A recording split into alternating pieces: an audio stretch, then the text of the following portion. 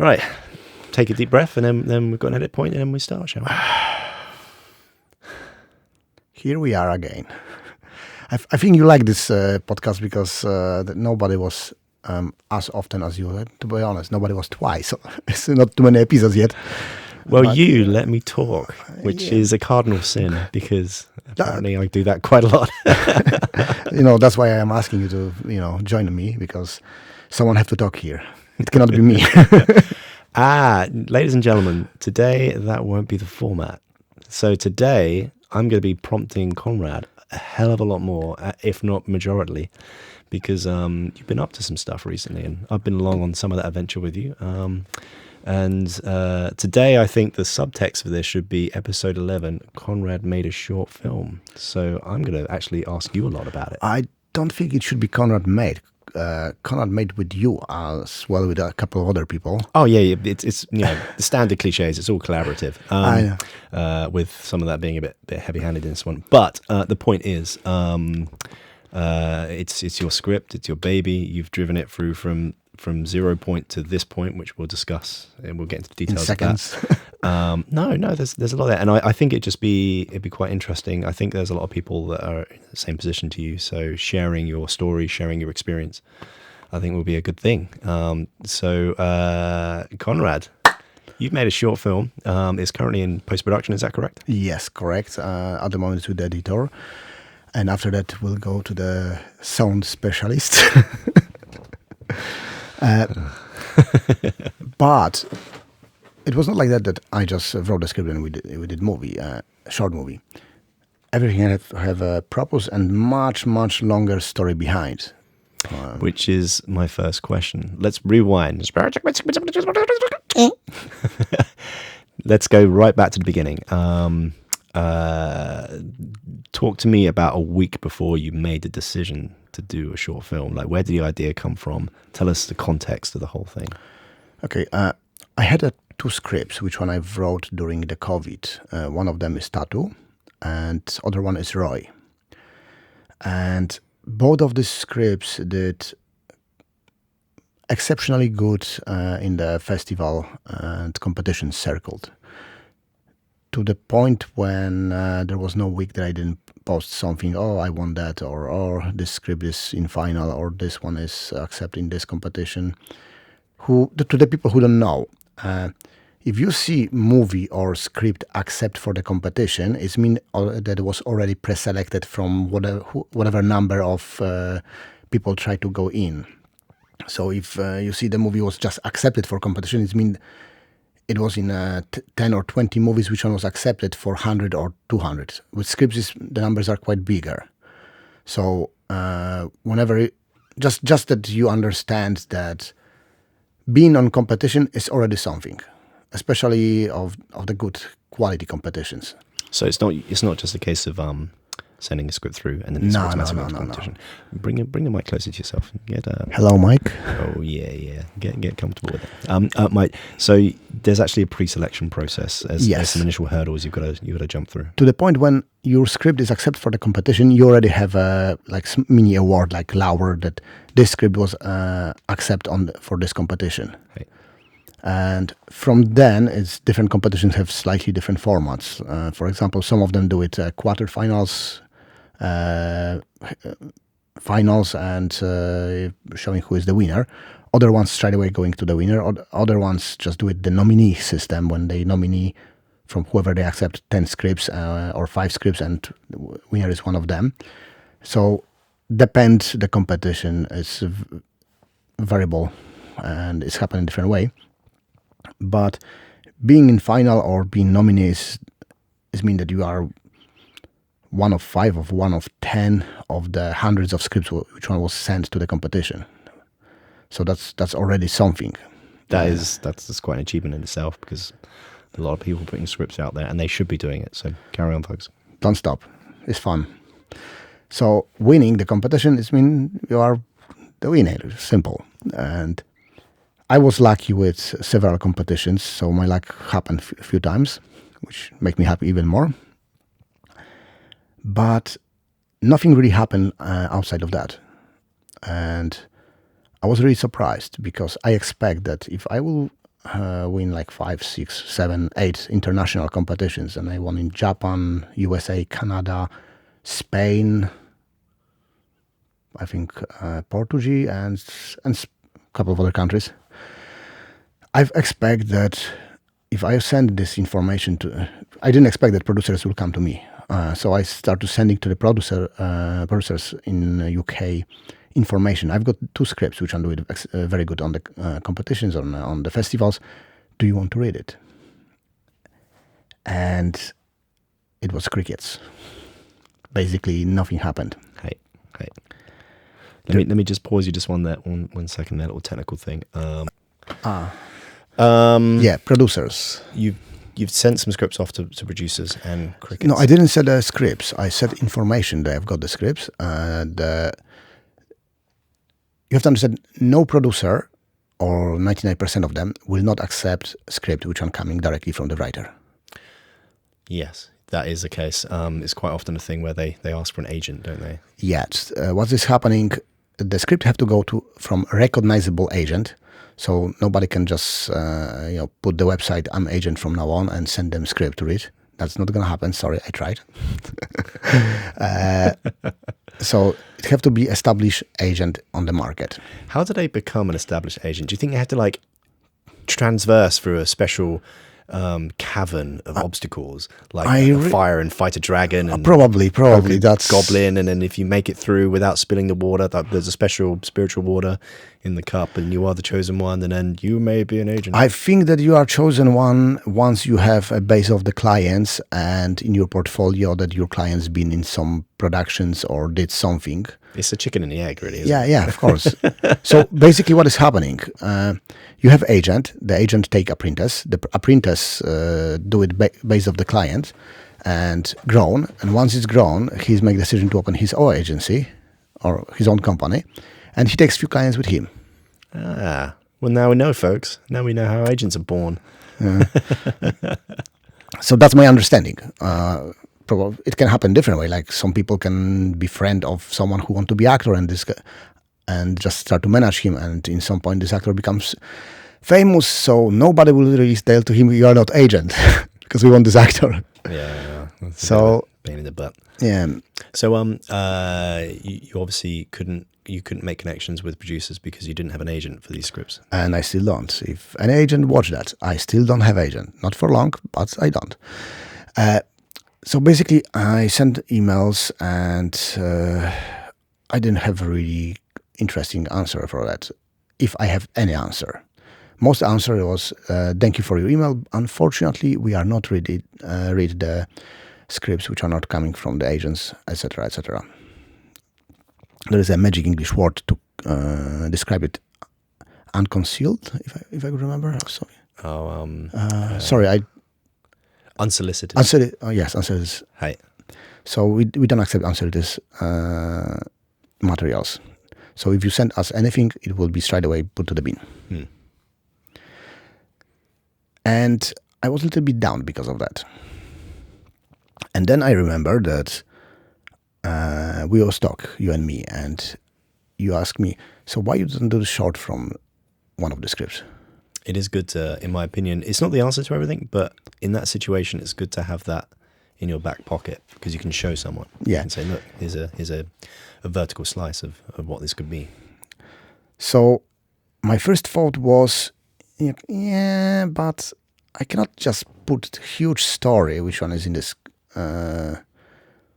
scripts, each script like 120 pages, into the 10, 15 pages or 20 pages short. And it's natural that you protect your baby first. You don't want to cut it. It's like natural feeling. I disagree with someone because he want to touch my baby, and it's ego hitting. And then I drink a little bit water. And I thought, yeah, but I have nothing. So nothing will change if I do nothing. That's a very good point. That's a very, very, very, very good point. What was I going to say just then? Sorry, the thought's gone. Please carry on. So I had to choose between these two scripts. And Oh, that was it. Kill your darlings. You must be willing to kill your darlings in this film. Yes. So if there's something you really like, you must always be willing just to chop it.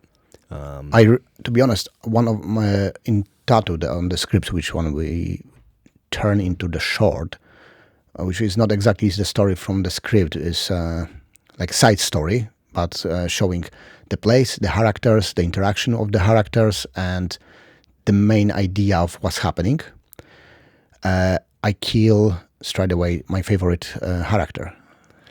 That shows strength as a writer. Which one didn't show up in this short? Mr. Kimura. I love the guy. It's my favorite guy. And he's like the guy who make things happen in the original script.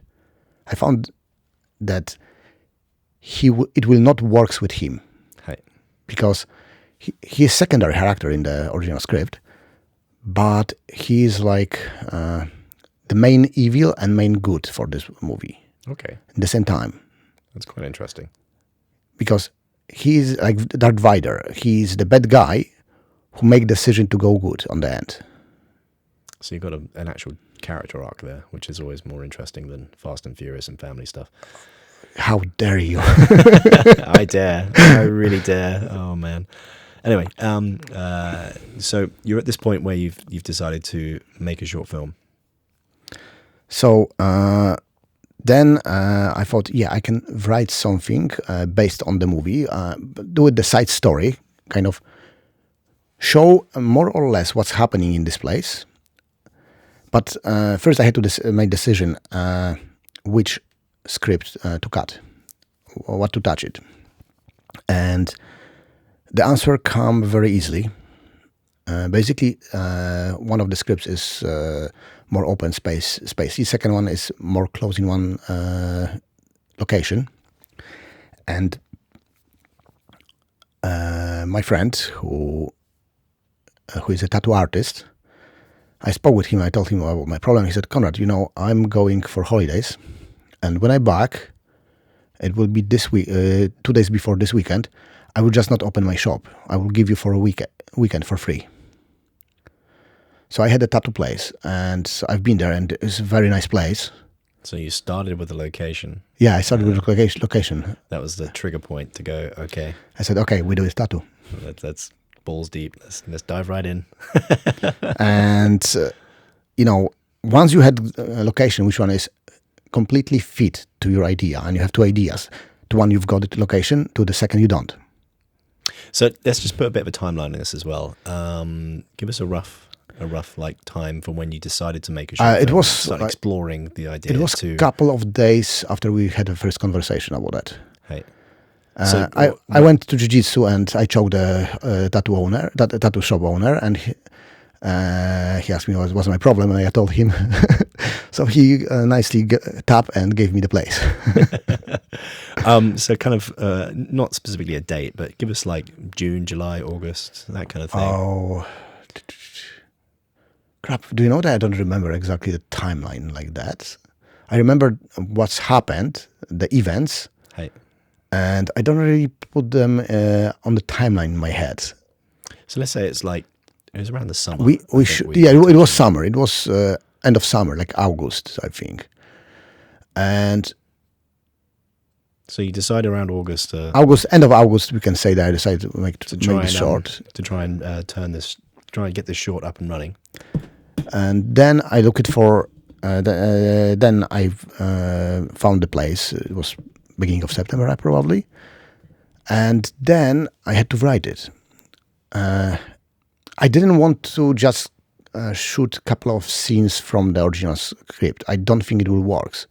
I wanted that it will be that someone will be able to watch it as an independent story. So at that point, you're taking longer narrative threads with more characters, and then you're removing some of them and simplifying the story elements by taking more of those players away, and then you're shrinking I guess effectively the racetrack from a multi-lane thing to one or two lanes. One or two lanes. If you want to do it 10 minutes short, you cannot keep too much inside, unfortunately. Now, you see, this is one of the reasons I think why I'm recommended to you, and I've made recommendations to this previously as well.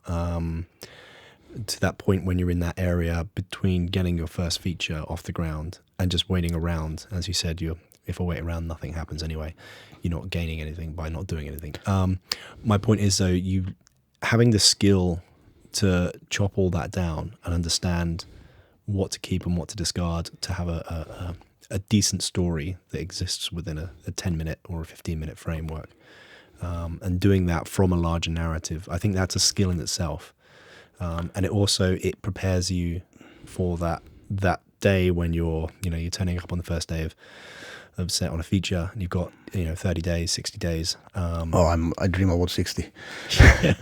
But the point is, it arms you with the experience of knowing what to do, because we'll get to some stuff later on the actual shoot, but we had to action some of those decisions and make that make sense. And I think being able to do that on a short film is so much better than when you've got like 6 producers breathing down your neck and much more money involved. A hell of a lot more money, and people's schedules and the crew and the long nights and the early mornings and all the other stuff. Like sharpening those knives before you get to that point is worth the weight and the expense of doing. For me, it was more like resharpen the knives. Yeah. Well, that was another thing as well. It'd been when did you shoot Fighter? I finished 2019. 2019, I shot The Fighter, my first feature, which one did very well on the Netflix. It was #1 in Poland. It was shown internationally on Netflix in UK, France, Netherlands, and a couple of other countries. And someone told me, I didn't see that myself, and I want to highlight it, I didn't see that myself, that it was for a moment in top 10 in UK. But I didn't see that, so I cannot really That's pretty cool. say it. Well, yeah, perhaps we can do a watch along on that at some point with you. I think that could be quite interesting. It is not on Netflix anymore, only in UK. Yeah. But I've got DVDs. You want DVD? You speak to Konrad. That could be pretty cool, though. Stick it on and do a little watch along, and you can tell us about just all the stories behind it, because that stuff is always very interesting. There is a lot of stories. Some of them I cannot really say on air. Involve money and people. Well, maybe one for the biography, the second volume. Perhaps. Yeah, just before that. So you decided to make a short film. You've then spoken to a friend of yours, and it turns out that he has a location that fits the storyline for one of the features, which you're then truncating. Yeah. So now you're at the point where you're then re-scripting. So I basically make decision to keep the crew of the tattoo shop, because I thought that what is important in this story is their relation between each other, and I don't want to show all what's happening with this relation, but I want to show the relation, the point I like it, and some event which one will show us how they react for that and how they act with if shit hit the fan. So the most important for me was to keep these guys, and now I had to add some other characters from many characters in the script, which one make things happen, which one put them in the uncomfortable situation, because in every good story, the main character and his friends have to be put in a stress situation, because if not, it's just boring. And it can be physical situation like we did, or it can be mental stress situation, but they have to have challenge. No challenge, no story. That's my understanding of that. And so I made decision to put there not the main bad, character, which one is Mr. Kimura. The name, the name, and that's exactly why the name is Kimura. A legendary skier. Yeah. the guy who beat Gracie. Helio and his arm. Yeah. Took it home with him. So that's what the name Kimura is there. Yeah, I still think that, just to jump on that story, it's crazy how the Gracies managed to turn their loss into the winning. into some legendary lore that's an integral part of their legacy. I mean, it is it's amazing skill, to be honest, of Gracie's. Think this way. yes, Kimura was bigger than Helio. Yes, it took him a while to, chop his head, but he did it. He won. He is the winner. That's something. And what's happened? Yeah. And then they said he only won because he was twice the size, and I had light in my eyes. Oh my, that's. I think a bit more. But I mean, they kind of pay respect to him, but Yeah, at the same but- time, they pull the rug out from underneath him with some interesting views on that loss. And there's credibility and respect there, but at the same time, it's just interesting how it was shaped Oh yes, into a Helio victory. And it's like, no, you got dominated and tapped out. Like, man, he was just protecting himself for 20 minutes. Yeah, That's what's yeah. happened. I saw small parts of this fight on the YouTube. So yeah, it was amazing to watch it because we both love it, but we are on the level that we understand what's really happened. yeah. It's just interesting how that's done, and there's a lot of spin in the fight game and world, which makes me sad nowadays. So anyway, after we removed the skier Kimura from your So so there was another bad guy.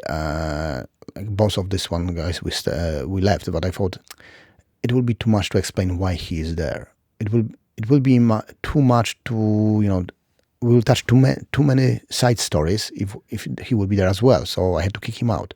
Right. So I had two bad guys, like funny kind of humoristic guys.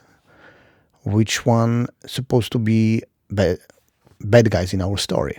But I didn't want to make them like totally people who you will hate when you watch them. I would make them like people who you will feel that they are idiots, but I like them. This kind of feeling. lovable jerks. So that's why their names is Tom and Jerry. Classic reference there. When you read the script, and the naming of the character is very important. Because when you give someone a script to read, and he read it, and he have the name, that's the first thing which one start to create his imagination about the character. Hey. Because when you see character first time, you have like two lines only describe the character, 2-3 lines, and the name. So if you have name of two guys, which one working and they are always together, and it's Tom and Jerry, you want or not, you put cat and mouse to your head straight away. Yeah, and that partnership. That Love-hate partnership. Yeah. So Smart and less smart. yes. I was going to say brutally clumsy. So that's why I thought, why not? Because they really create the stress on the characters, and they showing how they will react, who will react which way. Like we had the three characters in this tattoo studio. Which one was Kate, the owner, Lily, and Michael. Lily was Kate was first. Kate, the owner, person who had big background before she opened the studio. She was on the bad side of the force, but she ran away and she wanted to open the studio and just have normal life. We have a Lily who just starting tattooing. She was a girl who used to be in good house, and she wanted to be a little bit rebel, and she just wanted to do tattoos, and her family didn't understand that. And we have Michael, who is like long-time tattoo artist, very chill person, and he just want everything go smoothly. He don't want to stress. He live too long for that, and now he just want to have nice, quiet, lovely days without stress and just doing his job, go home. Most of the people want that really in a certain age. And then we have two Tom and Jerry who coming there and fucked up everything. That's where the conflict kicks in. Yeah. And then we have a sixth character. Yes, Sebastian. Sebastian is the character from the next door. Sebastian is the character who bring little bit joy to the Kate because she's romantically interesting with him. But I wanted in this short to have a breather. So I want to keep Sebastian as a breather to what's happening, because we put Sebastian in the place, I don't want to tell too much, but we put him in the place where we can cut from what's happening in the studio to Sebastian, who is next room and doesn't know what is going on and doing his stuff. Yeah.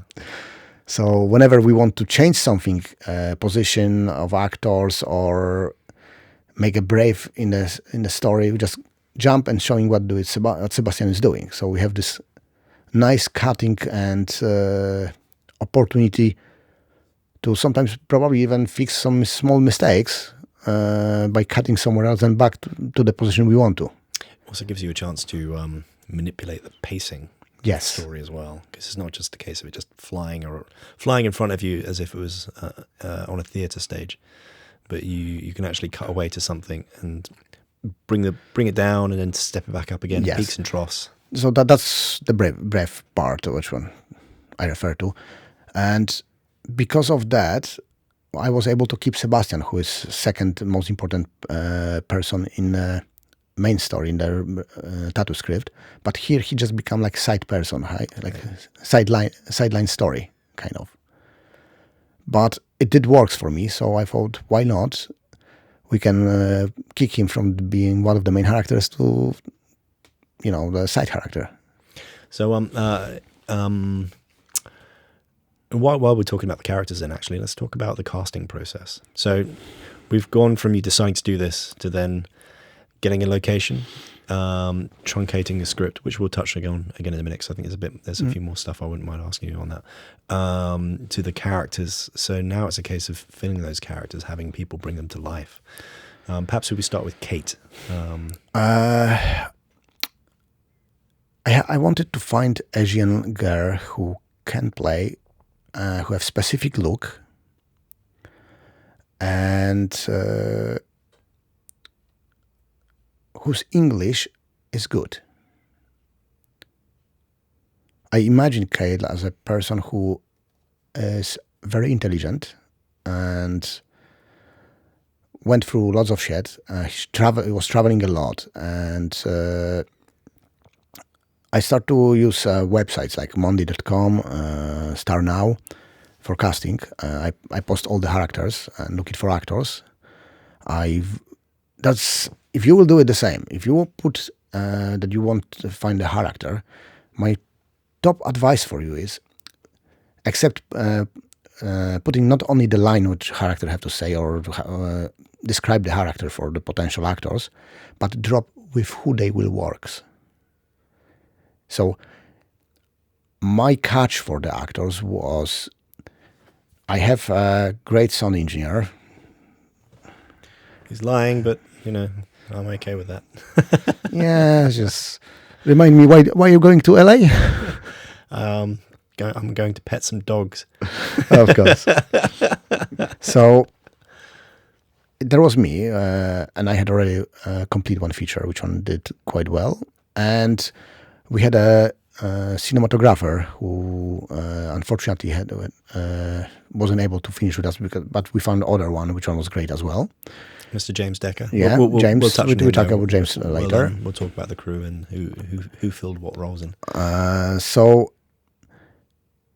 when a potential actor knows that they can work with professionals, not with people who want to do it first short, but with filmmakers who want to do it short, they are more happy to apply for it, and you can find better actors.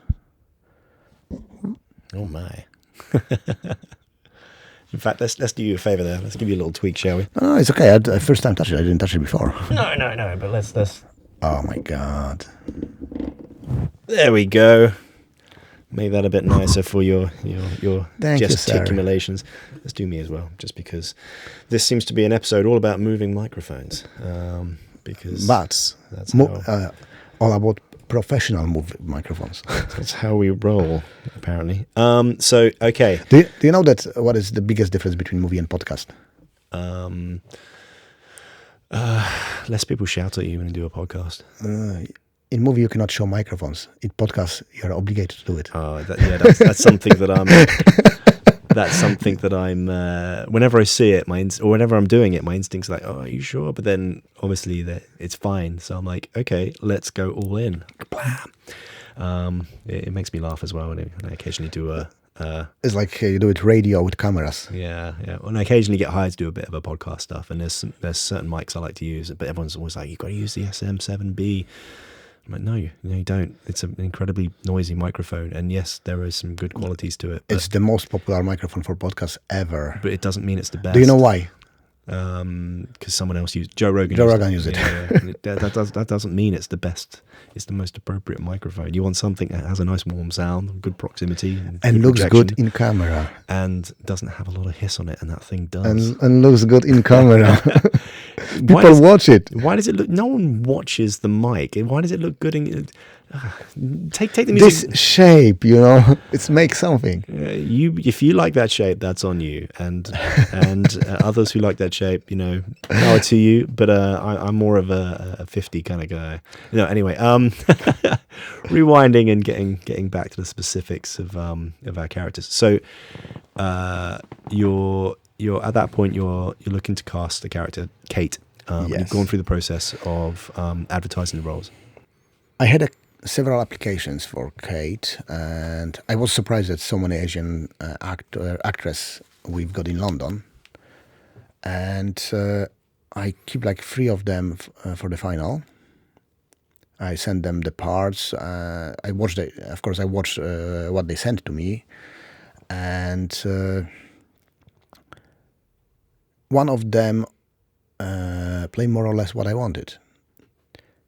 In a short movie, generally, you're looking for a person who will be the close to the character you can find. If you don't have any other obligations, because in movie can happen. For example, producers and distributors saying this actress have to be in the movie. If not, we're not gonna put money to the movie, and the movie will not happen. But in short, that's not the case. In politics of that game. So you're looking for the character, which one would be the close possible to the character. You don't really have lots of time for rehearsals, and you will not shape the actress into the character you want to do it. If you think you will do, you don't. In 99% situations, it's not going to happen. So I made a decision to trust the girl who was the closer one. I met her, of course. We had a conversation. We spoke about the character. And yeah, I think it was a good choice. She really was a Kate. It was nice to see it. What was her name? We'll go through the names of the Sienna. It's kind of Asian people connect with China, Taiwan, and all this area. They have very strange way of create the names. Even if they living and they're coming here for a short time, they create for themselves English names. Okay. Which one they don't use in their countries at all. They are like made up names. It's like a dual identity. Yeah. So I wonder if we go to China, do we have to create our Chinese names? I just don't know. That could be fun. Yeah. We have to do a movie there and check it. I'm kind of up for that. What about a Welsh name? If you go to Wales. For me, there was no problem. You are English. You're fucked. I tell you, a long time ago, I've been in Bangor in Welsh, and with a bunch of Polish people, and we went to the pub. And once we went inside the pub, everyone started to speak Welsh. Once they hear we speak Polish between ourselves, it was before Poland went to European Union, before they saw Polish daily base. Now we are everywhere, but once they hear the Polish language, they start to speak English again. That's interesting. Yeah, we was laughing. I guess it is kind of it's more inclusive though. Not necessarily to speak English, but more use a tongue that's going to be common between you two. It makes it a bit more welcoming. I thought that because my interpretation was they thought we are English. And once they realize we are not English, okay, we can back to speak English. Yeah, that's probably That's the second interpretation. But don't judge me. the Welsh, the Scottish, the Irish. They love. I love them, all of them. I've been in They- Scotland for a long time. They love us Britons. Yeah. Let me So- let me see if I can bring up the cast list actually, because I think it's worth talking about. Oh, I remember most of the names. It's not long. So we have Kate. And Sienna. she was played by Sienna C. Yes, If I'm pronouncing that correctly, that's her stage name. Yes. Sienna C. And so when you were casting her, instead of looking to, as you just said, try and mold someone, obviously bearing in mind that you've only got a certain amount of time on set and maybe one rehearsal day. Did you have a rehearsal day with the actors? We had one meeting when we read the script and go through some scenes and talk about the characters and how they react, and just it wasn't proper rehearsal, but it gave me shape of what will happen and how they interact. So I was a little bit prepared for what's happened later. But you want to do it. If you do it even short, you want to do it reading script and meet actors all together in the close room, go through everything, each scene. You want to take them to the place where you shoot before that, because you want to. If you try to explain them when they move, how they move, they have to imagine the space, and they will imagine the space if they see it first. So if you can make like rehearse or reading in the space when they will play, that's the best place, the best thing to do. If you cannot do it, but you can show them the place and then go to the room and read a script, do a small rehearse. Then when you back to the set, they will more or less know what's going on. I guess I've had a chance to visualize it and take it Yeah. on board. How did you find that process, seeing the location and actually going through the reading with them and like a light touch rehearsal? How did you find they responded to that, and what did you get out of it? They was really into it. They really they was exciting. Hey. All of the actors included in the casting list, they was exciting to do it. They wanted to do it the movie. They wanted to do it as characters. Like it was very nice feelings when you see people who are really engaged, who not just want to have another credit in their credit list. They just want to really do something. They start to propose you with the ideas. They imagine how the characters will speak, how they imagine how the character will move. All these things, of these feedbacks, they are amazing things. If you don't like it, you say no, please do this way. But if you like it, you can keep it. That's cool. And you can always say that was my idea from the early beginning. It doesn't matter where the ideas No, come no, from. it doesn't. The only thing that matters is that they're good ideas. So, So next up on the cast list, we have Lily, played by Hannah Mae Carnes. So with Hannah, there was quite a funny story. She contacted me different. I contacted her because I had her phone number from you, That is correct. I recommended her for it. and I spoke with her shortly, and I found her a very interesting person. So we make the decision to meet together, and then happened something I didn't expect. Her agent called me. Okay. So Corey, if I could remember, that's his name. Very nice guy. And he started to ask me several questions. He just wanted to know if is this short worth for Hannah to be in. And I have to tell him everything what I did before, everything about you, everything about cinematographer, everything about the story, everything about the main script which one is based on, and agree with a couple of things with him. And then he said, yeah, I think it would be good for her to do it. Hey. So I actually met Hannah, or Hanlon as I call her, on another short film earlier in the year, and she impressed me quite a lot.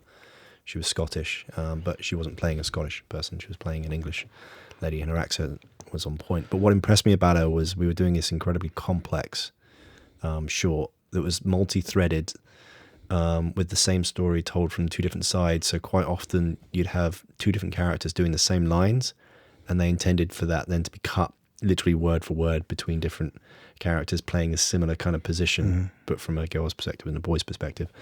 And it was an incredibly, the way the script was laid out and the way it was intended to shoot it, they kind of shot it as if it was edited, as opposed to doing it in a linear fashion and then picking the bones off to what you needed to.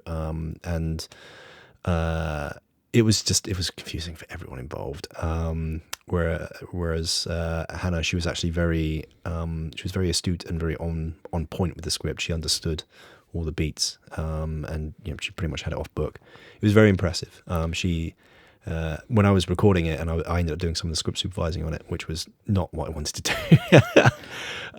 But she became someone that we all relied on with that, and the other cast members, they did a great job as well. They fed off each other. They did a smashing job. But noticing that she was able to do that and still embody the attitude and the presence that she was doing with her character, that impressed me. So when you brought this up, and I read the drafts of the script and I saw the character, I remember saying to you, you should put someone with an accent on this character, Lily, and I know someone I'd like to. The thing is with Lily was originally in the main script, Lily is Eastern European person, Hey. So she speaks with the accent. Hey. And when you push Hannah to me and to tell me that it's supposed to be person with accent, I was like, yeah, because in my head, yes, it is. So we both saw it then. We both saw it. So I wasn't sure about the Scottish accent. So I met Hannah and she was amazing. She straight away understood the character.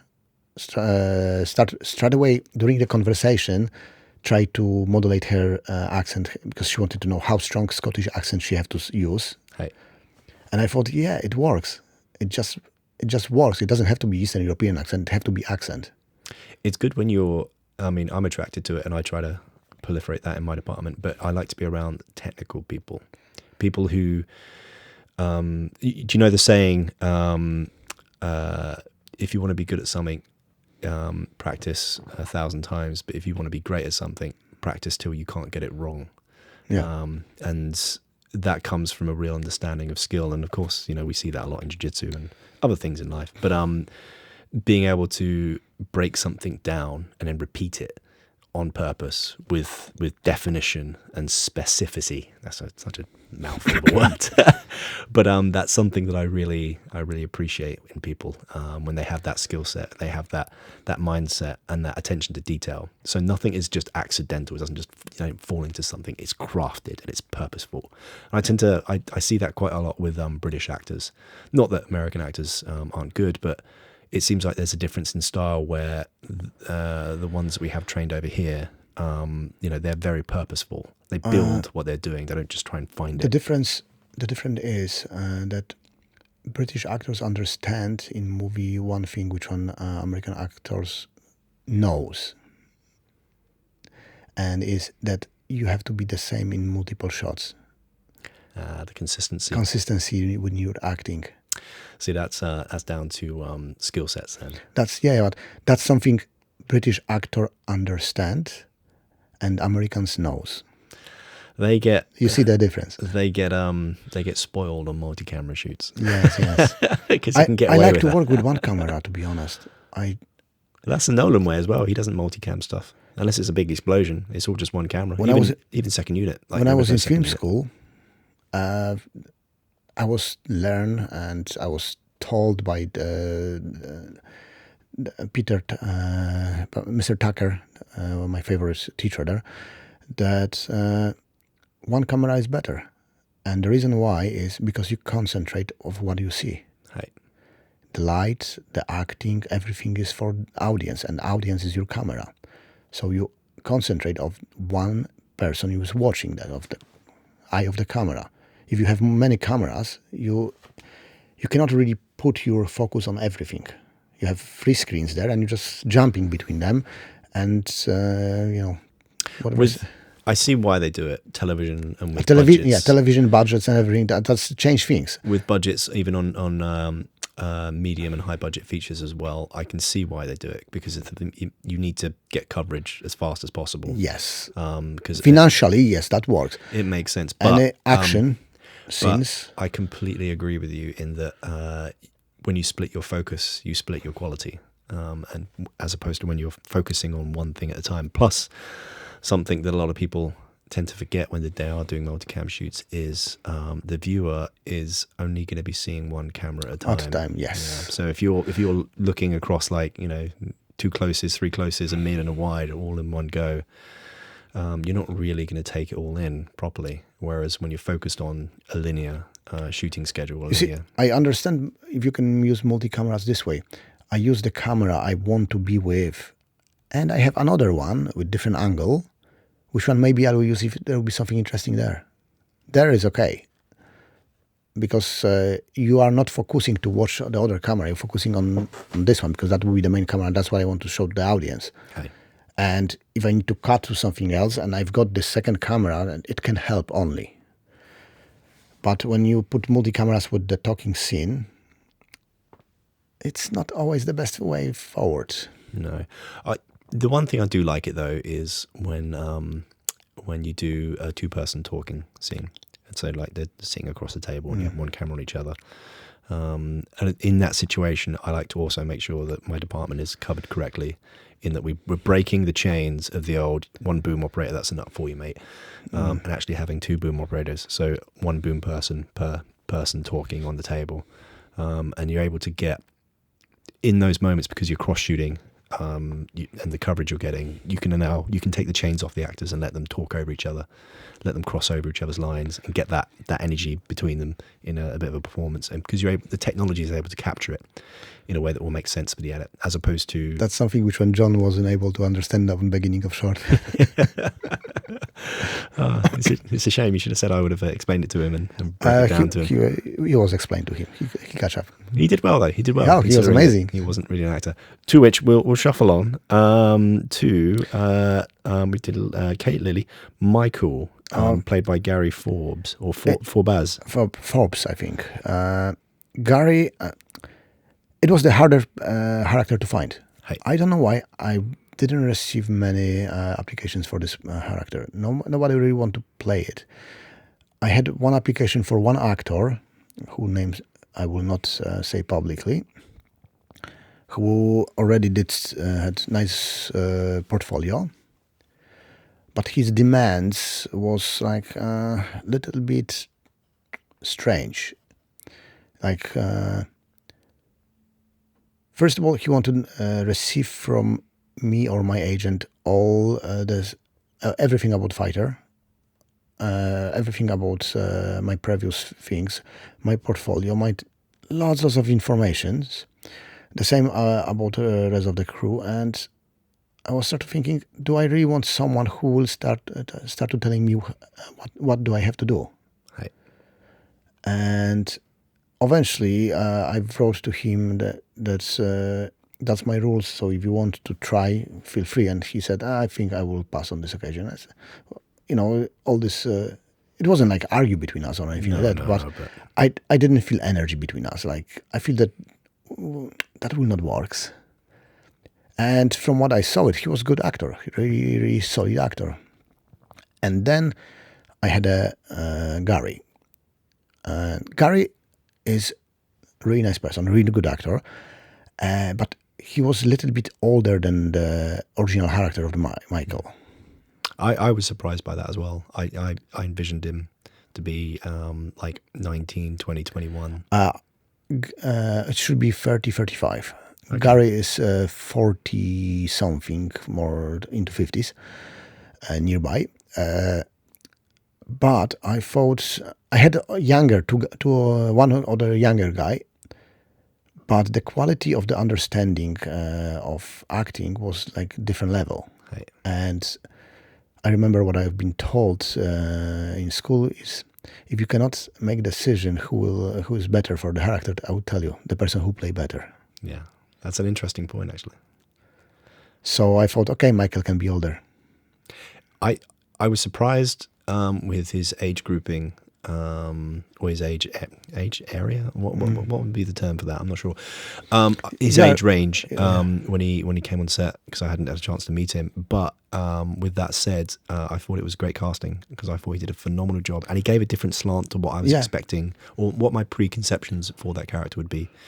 He gave a different vibe. Like, you could tell that the character had lived a long life and had seen many adventures, and had been stained with experience, and that gave a depth to it. And I thought it was absolutely great. And the way he did it, the way he performed it, it was very understated, but there was a lot of personality just layered in there. And I thought that was I loved great his performance. There was not much to correct there. Well, you don't correct though, do you? You kind of find correct is the wrong word. Sorry for my English. It was not much steering. Yes, but him. Compliments to him. I thought it was great. I was like, obviously I trusted whomever you had on set, they were going to be the right person. But just a compliment to him. He was he did good stuff, and I really enjoyed it. So then we had Sebastian. Oh no, we're going by my list. Well, sorry, and my list says we're going to do Tom now, which is Jonathan Krill. So, originally, Tom was a black character in a main film, and I had to find huge black gentleman to play this character. And one day, I've been in gym and jiu-jitsu, and I didn't think about John at all. Right. But John started to make jokes. And he always do it. He's just light person with nice character and very polite to people. Even he's 130 kg, and he's not fat. Big old boy. Big boy. And John smash. Yeah. So, and the way he started to act in this moment, it was Tom. I just saw it, and I know it's Tom. And after the class, I just come, John, did you ever thought about playing a movie? And I said, no. I think you should. I said, so what, Konrad, do you want to give me a shot? I said, yes. That's cool, man. You'd already found the actor, and it's just a case of bringing him to Providence, if you will. So I gave him the part. Of course, we try it. I gave him read and everything. And I had to find someone who will put the right energy to him as well. So I had to find Jerry. Yeah, the Counterpart. Which was played by Peter L. Pinnock. Yeah. With Peter, it was a funny story because Jerry was quite a popular character. And I had lots of people sending that. And Peter's, when I watch his part, because I sent the people I want to watch it, I send them part to make self-tape and send it back with a short explanation about the character, very short. I didn't want to tell them too much about the characters because I want to see if they think the same way as me. Right. And if I see the great acting and different character than I wanted, I always can ask them to do it different way. Yeah. But the character he did, it wasn't great. Something was missing. The accent he was speaking with was wrong. The acting was a little bit, even camera position, which in theory I don't care about it. And traditionally, when we do it self-tape, we put camera on the front of you, mobile phone, whatever, and just record it. You're acting. He did with the angle slightly from the down, and I have. The way I'm working with that is, if I ask you to record for me your part, I can hate it, but I will watch it till the end. Right. Because I ask you to do something for me, and it will be very bad of me if I don't watch it till the end. That's quite a respectful way of doing that. I appreciate that. And I'm happy I'm doing that way, because because normally, if I cut it, things I don't like it, I would just switch it off in half and never back to him. But on the end, he changed accent and he started to speak with a different accent and said, "I can do it this as well this way, like this with this accent. If you want, just let me know." I said, "Fuck yes." Ironically, I would probably say that's probably a bad way of doing a self-tape because it's a bit scattergun, and I imagine... No, it was bad safe tape. I just like the ending. But the irony therein, because he made that change and was just kind of scattergunny about it, that he actually gave you a look of what you were looking for. Yeah. Gave you a taste of what you wanted to see in the character. So I met him, and he did some parts in the short, but he was an experienced actor. But he really wanted to do it. And I thought, yeah, I would give him the shot, especially that he was like on the other side of the mirror when you think about the Tom, like on the other side of the spectrum. Right. I think still that he should move a bit faster and speak a little bit faster, but we didn't have much time to correct that. And if I start to correct that, we'll spend more time to correct him every single shot. And then it would take everything longer, and we was fucked up with the time already. Yeah, but we're back to that later, probably. We'll touch on that a little bit. I know I did one mistake on the shooting, and I will tell you later what I think about that. So Peter had a part, and if you put them together with John, they work together quite well.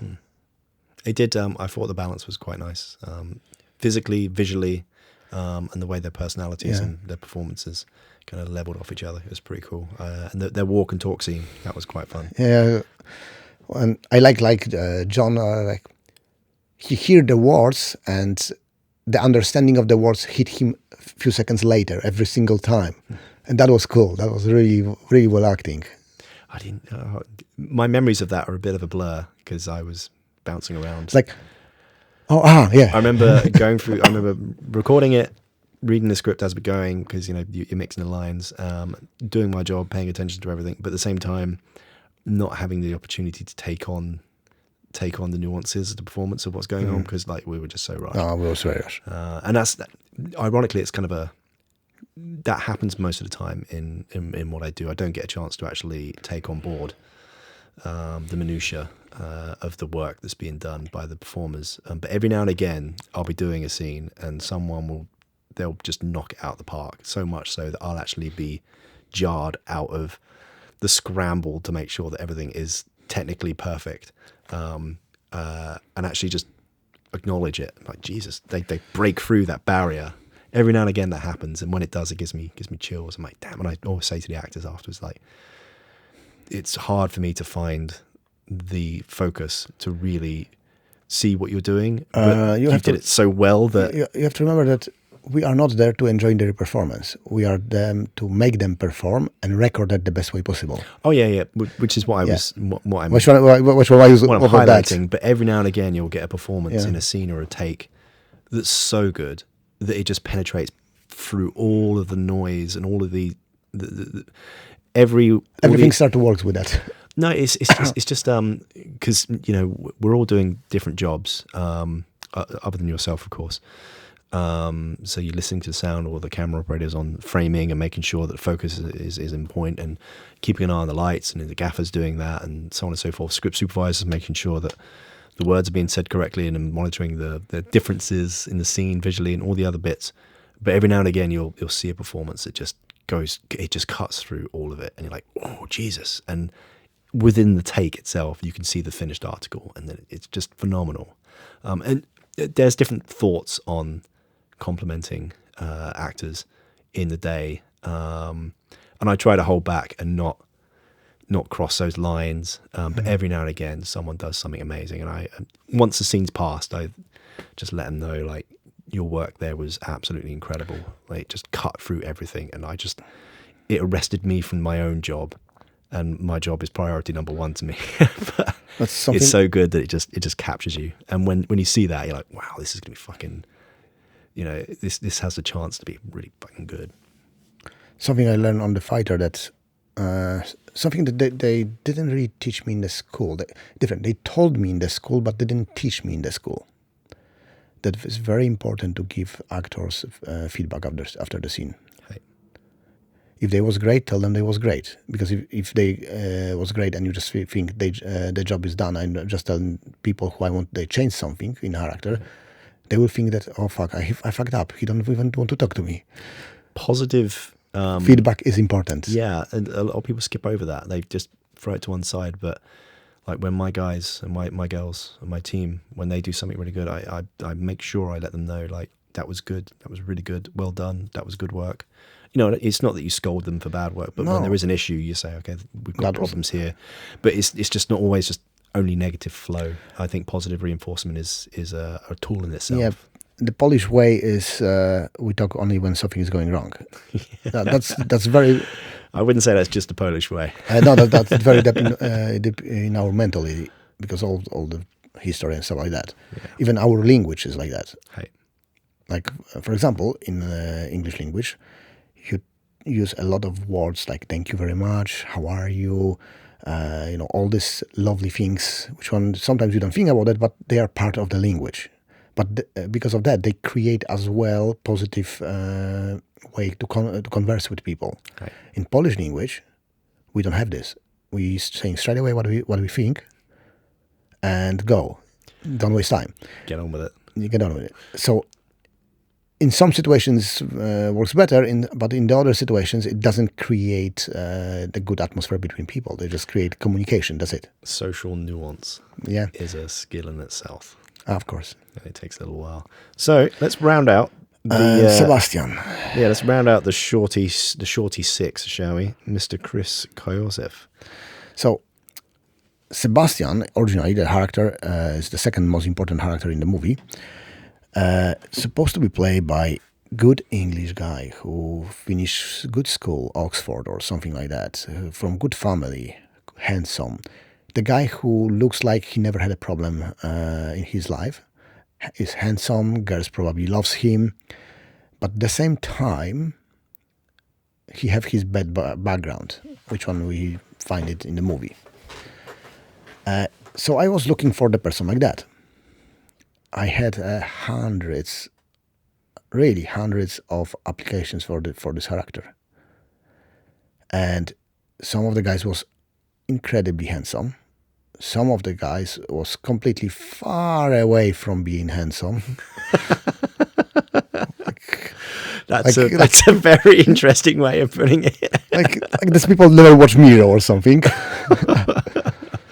Oh my! Like, I cannot publicly read Shakespeare with my accent, with the way I'm speaking. I know that because I speak to people. I notice how I speak. Hey. I know that I'm not the most handsome person in the room. Maybe not this one. Yeah, but you know things about yourself if you are even a little bit objective about yourself. Hey. And these people sometimes they have zero of it. Like, seriously, if I showed you who applied for that, you will not believe it. So with casting roles, and this I think travels out further to just, I guess, jobs in general. So as a freelancer, I have to hunt opportunities, and it's a weird game how it works. I don't really completely have a grasp on it yet, to be honest. I've somehow managed to stumble my way through and not end up homeless.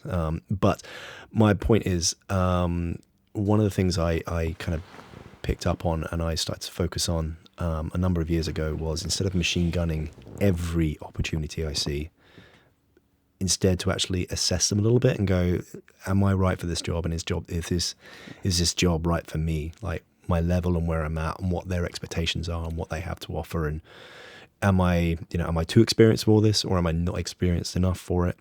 Because that's something that's worth considering when applying for things, because you want to apply for the right stuff, the things that are correct for your position and your experience, and give you some opportunity for future. Yeah, as opposed to applying for everything, which is to the point of what you were just making. Like, if these guys didn't really acknowledge that they were right for that role, yet they're still applying, like, it's a waste of their time, it's a waste of your time, and they're not focusing on putting themselves in a position or in the right place to achieve what they want to do, as opposed to just doing everything. And when you do everything, you can't do anything because you just you're spread too thin.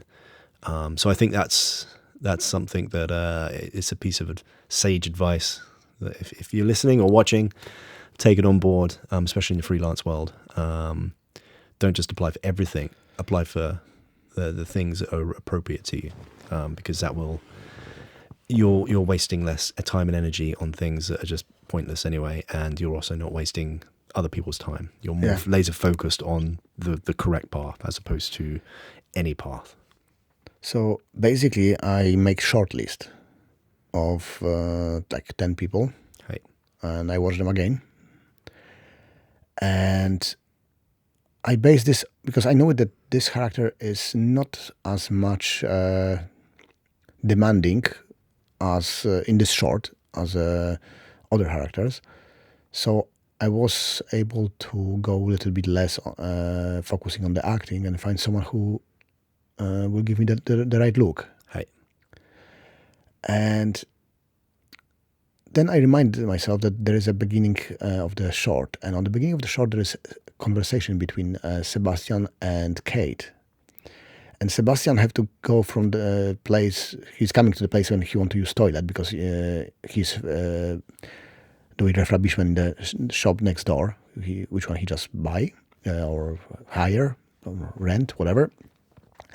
And in this conversation, he have to make her interesting in himself and show his interest into her without being not natural, like overact. They have to discover each other. Yeah. And then I realized that acting will be very important in this character. It's useful in those It's situations. useful. And it's not only the cutting to the place when he's sitting and whatever he's doing, but this moment show his purpose to be there and purpose what's happened on the end. Right. So I start to watch their acting. It was terrible. Oh dear. All the guys I choose by the look, they was terrible actors. And they looks great. They can be models. They can do many, many things. I will not advise acting. And then I had another application, and I thought, okay, I'll watch it. And the guy was okay. He was slightly less handsome, sorry, Chris, than these guys. But his acting was okay. He was okay in every department. And I thought, yeah, he's the best I've got. I want to meet him. I met him, and we had a conversation. We drink the worst coffee in London. It was so bad. And to the point when we changed the shop. Jesus, that must not have been too good. I mean, I'm without not a coffee drinker, so without finished coffee. every coffee's the worst coffee to me. But Believe me, that one was out of the scale. yeah. And we have more conversation because of that. And I thought, yeah, he is quite okay, and I think he can do it quite well. And he did a good job. I was really happy with the scene when he's coming into the shop and he smiled. He had a nice smile, very positive smile, and like charming smile, and that did works for me. So I thought, yeah, that would be Sebastian, and I'm really happy for it. I remember seeing the performance between him and Kate, and they found the nuance. Yeah, because it's there was 3 specific beats in that opening conversation between them, and they once you nudged them, just with the timing, not what they were doing, but just the sequence. It have to right time. But once they got that nudge, I remember like saying to you like that they just say, "Smash that, that's good." Like get another one for safety, but it's a safety, nothing more. No. Like they've found that little lingering question of like, oh, these two, and then Gary's performance where It's he like- rolls in afterwards and starts mocking her, Yeah, that's made the scene great. Man. so. That's why I'm happy that I choose Chris. I think he nailed it, and I know that his character is the screen time is much shorter than other characters, but this scene is very important on the beginning to show the change of the feelings on the end. Well, I would actually argue that his screen time isn't that much shorter because he's the guy that we snap off to. Yeah, we snap and he's off going to to. get a lot of alone time. Yeah, we can call it alone time. Yeah, why not? I don't. It's appropriate. Don't describe it. It's a correct label. Yeah. But We only give all the henches inside what was happening, but yeah. But yeah, your choice there and your instincts, I think, were very good. They worked out very well. Again, Mr. Tucker, my favorite teacher in Raidens film school, he always was saying that the biggest decision for director is casting. Like, that's the most important first decision you do it. I would argue, not argue, I would, to add to that, you've touched on it earlier in that if you don't have the right person, you have to really kind of force someone to do something and then not really get them to do something in a performance that they're just not finding or able to build themselves. So you cast for what you want the character to be Yes. and how you want it to be represented, as opposed to what you think you're going to make it. It's not theater. In theater, you have time to develop character with the actors. You can make them the character. Even then, my point to that is when we're on set, like, we can change the light. Like we did it earlier, where we changed the shadow. If there's an issue with the sound, we can remove it, or we can alter it. If there's a prop that's mistaken, if there's a bit of costume, you can fix that. You cannot fix acting. You can change that, you can alter it, but you cannot force someone to do a thing that isn't within them to do, or they don't have the capacity to, or they don't have the framework to build for you. The way their mind or their process, it won't deliver that specific thing. On the short way, what Mr. Tucker told us in the film school was, when you will work professionally and you will do casting and you will meet the actors on the casting, on the audition, and they play what you want, that's your actors. Take them, because probably you will not see them till the day of shooting. Hey. And left them on the end, like, if they playing a couple of versions for you, the last version they play, it have to be version you want to see on the screen. Because whenever they will think about the character, they will think about this last version, and after that you tell them, oh, that's what I like. And that will be their main reference for their preparation. Because in movie, especially outside of the Hollywood, and you don't have huge budgets to make all these rehearsals and everything, everyone except main characters, you will meet them in episodes or anything. You will meet them on the set after. You will not see them again till the day of shooting. In most working productions. In working productions. I mean, you got Iron Man, where De Niro, no, it's not De Niro, Robert Downey Jr. Yeah. I think they screen tested him 3 times to get that role. But that's That's a lead Robert, in a very high budget yeah, scenario. So they're gonna, and it's correct for them to do that, to spend the money, because when they go balls deep on that casting, like, he's going to be they everywhere spend a lot doing of money everything. later on. Yeah, so you need to get it right first time. So testing it multiple times, and that is the ideal situation. But There's only few people have ideal situation. Most of the filmmakers don't, and that's the reality. So the rest of us have to get it right earlier on, Yeah. which is where the instincts come in, of just trusting them and knowing this is wrong or this is right. And that's the casting aboard. So we went through the casting, and we already got them. Then we had a crew, and that was casting for the crew, kind of. He was there. He was the first person in. The second person, it was first AC Marek from Poland. He was the first AD. AD, sorry.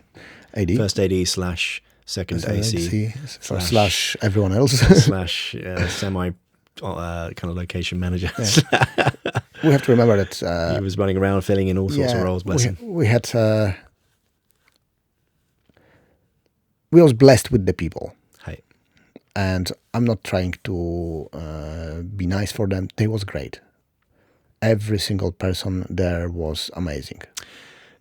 I can obviously speak to my department, and I can speak a little bit more because I gave you some recommendations for certain people. And when I did those recommendations, I knew what kind of shoot it was going to be. And I knew that you needed people with positivity, a can-do attitude, which is bit of a blasé thing. Everyone always says that. But my point is they're able to create solutions. Instead of like something happens and they just get flustered and they don't know what to do, they have a skill set, but they also trust themselves and their own skill sets to then create a solution to a problem, to create a pathway to a conclusion. And that's basically what's happened. We needed that. Yeah. Absolutely. I knew that coming in. So I recommended our DOP, James Decker, to you. I've done a number of jobs with him. And I've yet to really see him have the opportunity to actually do something properly. And that's not because he hasn't done proper things or that... We're back to James in a moment. That was yeah. That was a different story. My point is the jobs that I've shared with him have been incredibly challenging.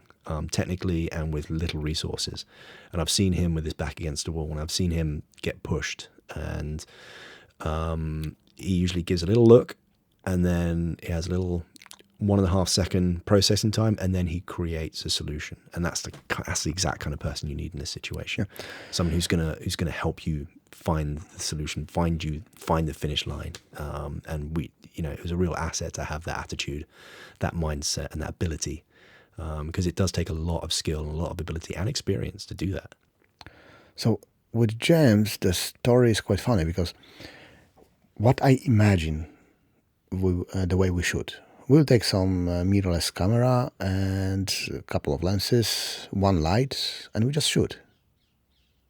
Just because for me it was important to show the story.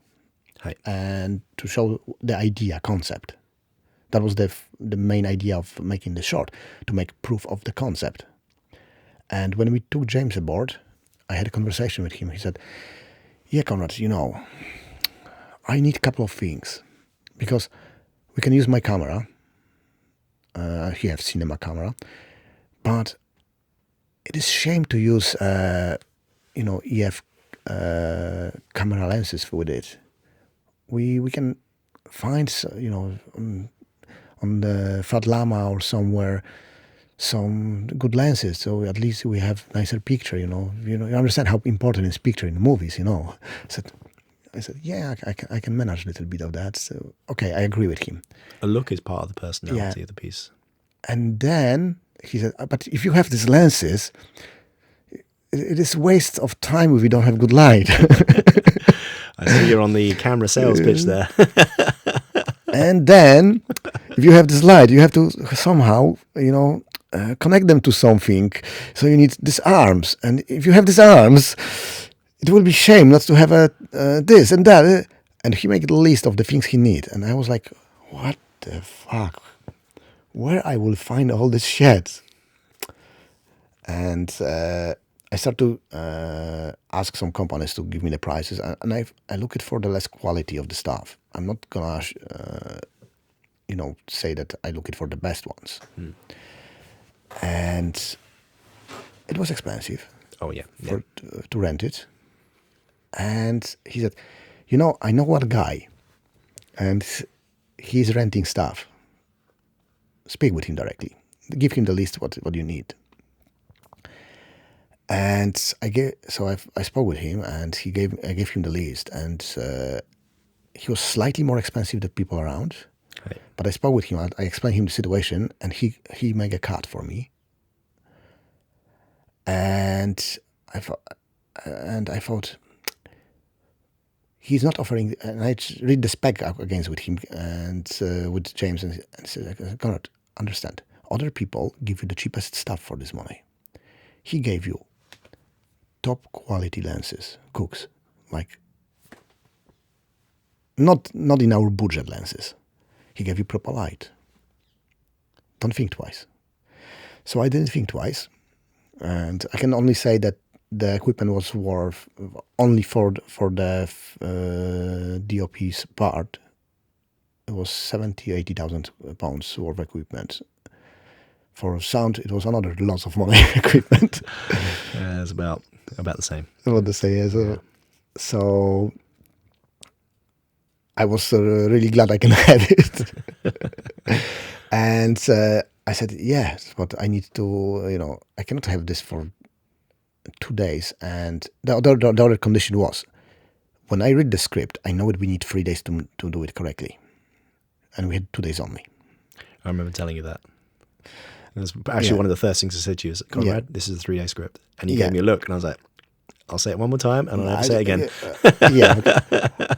I had the shop for 2 days only. Yeah.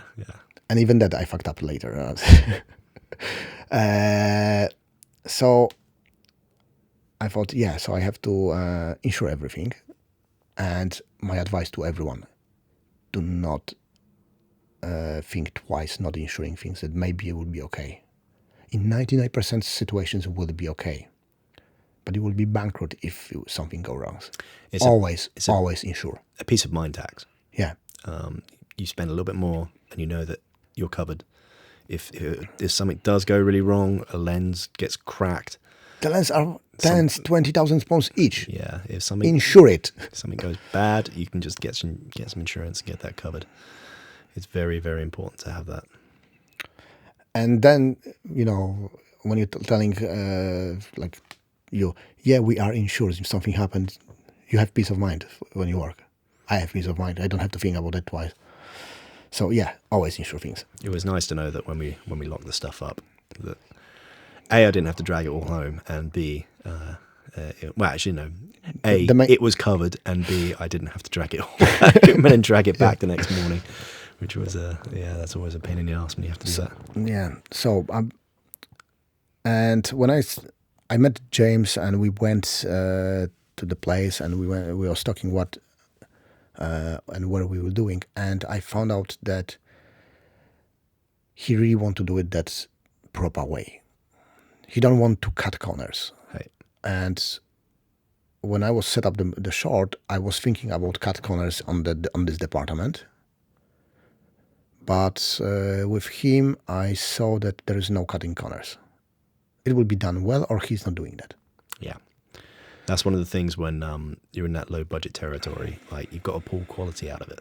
There's no point just spending your time and doing discounts and favors for something you're not going to be proud of, or something you're not going to have a passion for.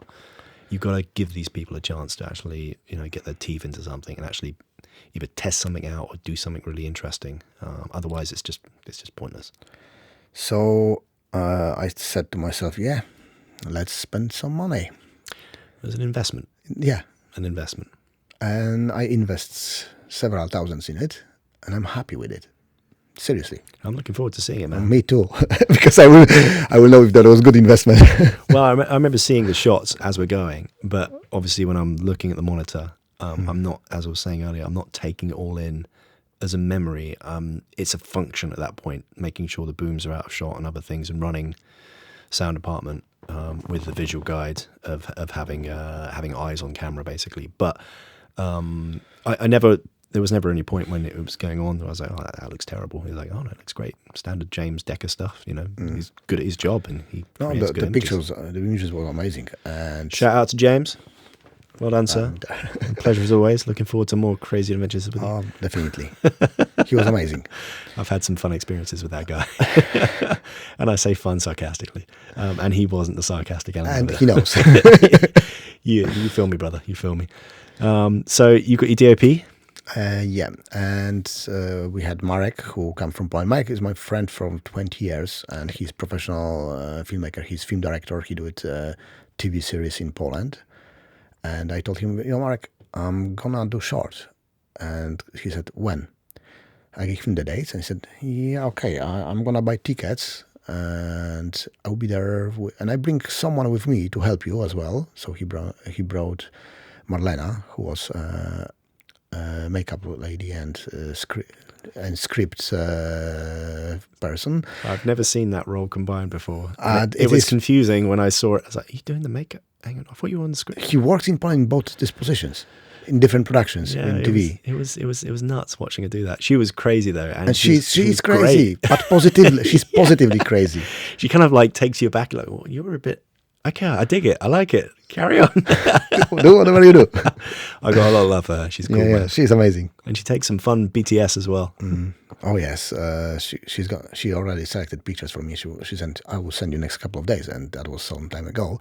I spoke with her 2 days ago, and she's sending me these pictures next week. Oh, cool. She said, I had like first selection I had 700, but I have to do it like maximum 100 because it's too much, I think. I said. Jesus. Oh my. Well, for those that are curious, if Conrad is feeling generous, maybe he'll be putting some pictures up of the cast and maybe some I will. some of the BTS in the video in the edit. If I will have them before we edit that, yes. We've got a couple of pictures. I have a couple, yeah. You chuck some of those up for reference. I will. I think that'd be quite interesting. They are now.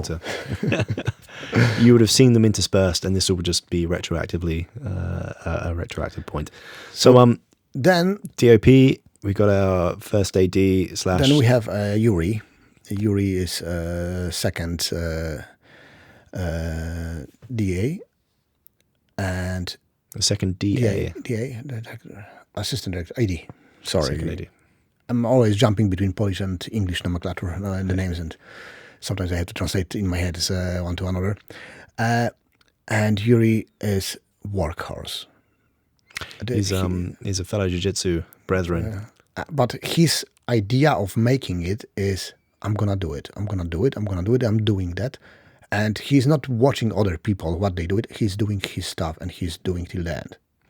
I did, so he helped me out the first morning, and I had a good chance to have a chat with him. Shout out to Yuri, Wolf's brother. But yeah, he was an absolute asset and a boon to have around. Great attitude, really positive, always there to help. On my side, funny thing of working with him was you don't see him till there is a problem. And when you see him, he's coming to help you with the problem. Yeah, that's exactly what you need. Somebody who's beating away in the background and stuff, and then when something is required, like he's not complaining, nothing. No. He's just doing his stuff, and he do it very, very well. Go-to attitude. So yeah, he was really good to have on set. Yeah. Then we had your two boomers, which was no, we're funny, crazy guys. So jumping with this everywhere. Oh, God bless them. Breaking the script down from when you sent me the first draft and then through to the third draft, I had an image, or I had an instinct that that kind of final scene was going to be very kind of whip panny, very action oriented, very finding. Yeah, and I knew that. Doing that with one boom operator is possible, but there's going to be some stuff that's going to fall by the wayside, and I didn't want to do that. And this is one of those situations where I'm like, I want a second boom on this, because if I can have like a primary pool of characters covered and then a secondary pool across the room already on a boom, and then when they're shouting across to each other, then we're going to capture all of that performance up in situ without having to break stuff up too much. And I wanted to give you guys that chance, yourself and the actors, to have have the opportunity where it's appropriate to have that dexterity in the performance, and have that shared energy. It's probably the best way of describing it. So yeah, I mean, my first port of call quite often is a young gentleman by the name of Pierre Luigi Papiz, Wapier, as I call him. I've done a number of jobs with him. I wouldn't say I trained him, but I did train him. I picked him up in 2021 to do a feature, and it was 2021 was a gold rush. So all of the guys and girls that I would have worked with previous to that, they were all off in the big leagues, earning ridiculously wonderful wages that are equal or nearly equal to their skill set. So they weren't available to me when I was going to do this feature. And so I had to kind of extend my network out and find someone who was available for the film. And so I interviewed a couple of people, and there's about, I think I talked to about 6 of them, or 6 or 7 people, and there was 3 who were quite strong and 2 that I interviewed really, really deeply. Pierre was one of them, and I had a kind of a vibe for him. And his skill set and experience at the time was, it was foundational. He basically completed the basics in the beginners area, and he was strong with that. Like, I could give him complex instructions, and he could take that on and action that. But there was experiences he had yet to not have, but master. And so when he came on the film, I kind of had to stress to him that, this is going to be a very painful experience for you, youngster. Are you sure you want to do this? Not because I'm a tyrant, but I knew that I was going to have to push him really hard. And I have high... expectation. No, I have high standards. And that stems from as with everyone who leads, it stems from your own ability. So you can't expect someone to do some amazing, crazy stuff when you've never even tried it yourself. Like you've had to have gone through that fire. And I've had a few boom ops where I've like, go and do that or make this happen, and they can't, and they say, oh, this is impossible. And it's like, well, no, it's not, because I've done this. Don't tell me it's not possible. This is a case of you. It's very important knowledge to know it can be done when you ask someone to do it. I know where the ceiling is. I've seen it, and I've lived under it. I've climbed to the ceiling and still found that 1 inch to get a mic in. My point is, though, he hadn't had that kind of solidifying experience. So I kind of made sure he was ready for that, and he went through the fire on that first film with me, and we talk about it kind of sporadically, but quite often. And I can never compliment him enough, because I made the right choice hiring him, and the biggest thing to that was his enthusiasm. And I said, look, you need to want this, because I'm going to push you to your limit. And then when I'm done with you, you're going to be broken, but your limit is going to be it's going to be expanded. You're going to be a much better boom op as long as you want it. If you don't want it, then this is not the right job for you, and this is probably not the right way for you. But if you want to do this, it's going to be painful, but you're going to really earn it. When you're going to come out much better off it. And he did, man. Like I ground him up into mince on that first film. The stuff I had him doing, and like I was a hard taskmaster to that poor boy. But he responded. He took a number of deep breaths and a few gulps, and diving into the fire quite often. And then by the end of it, he kind of found his way. I coached him on a lot of stuff, but then he also found his own. He found the stride in his own capacity and his own skill set. And that's the other thing, as I mentioned, he had the foundational core. This was just finishing him off, taking him up, elevating him, leveling him up from that foundation, because he had all the basics in place, which is what you need, which then means you can then build the minutiae, the real professional, high-end level minutiae stuff.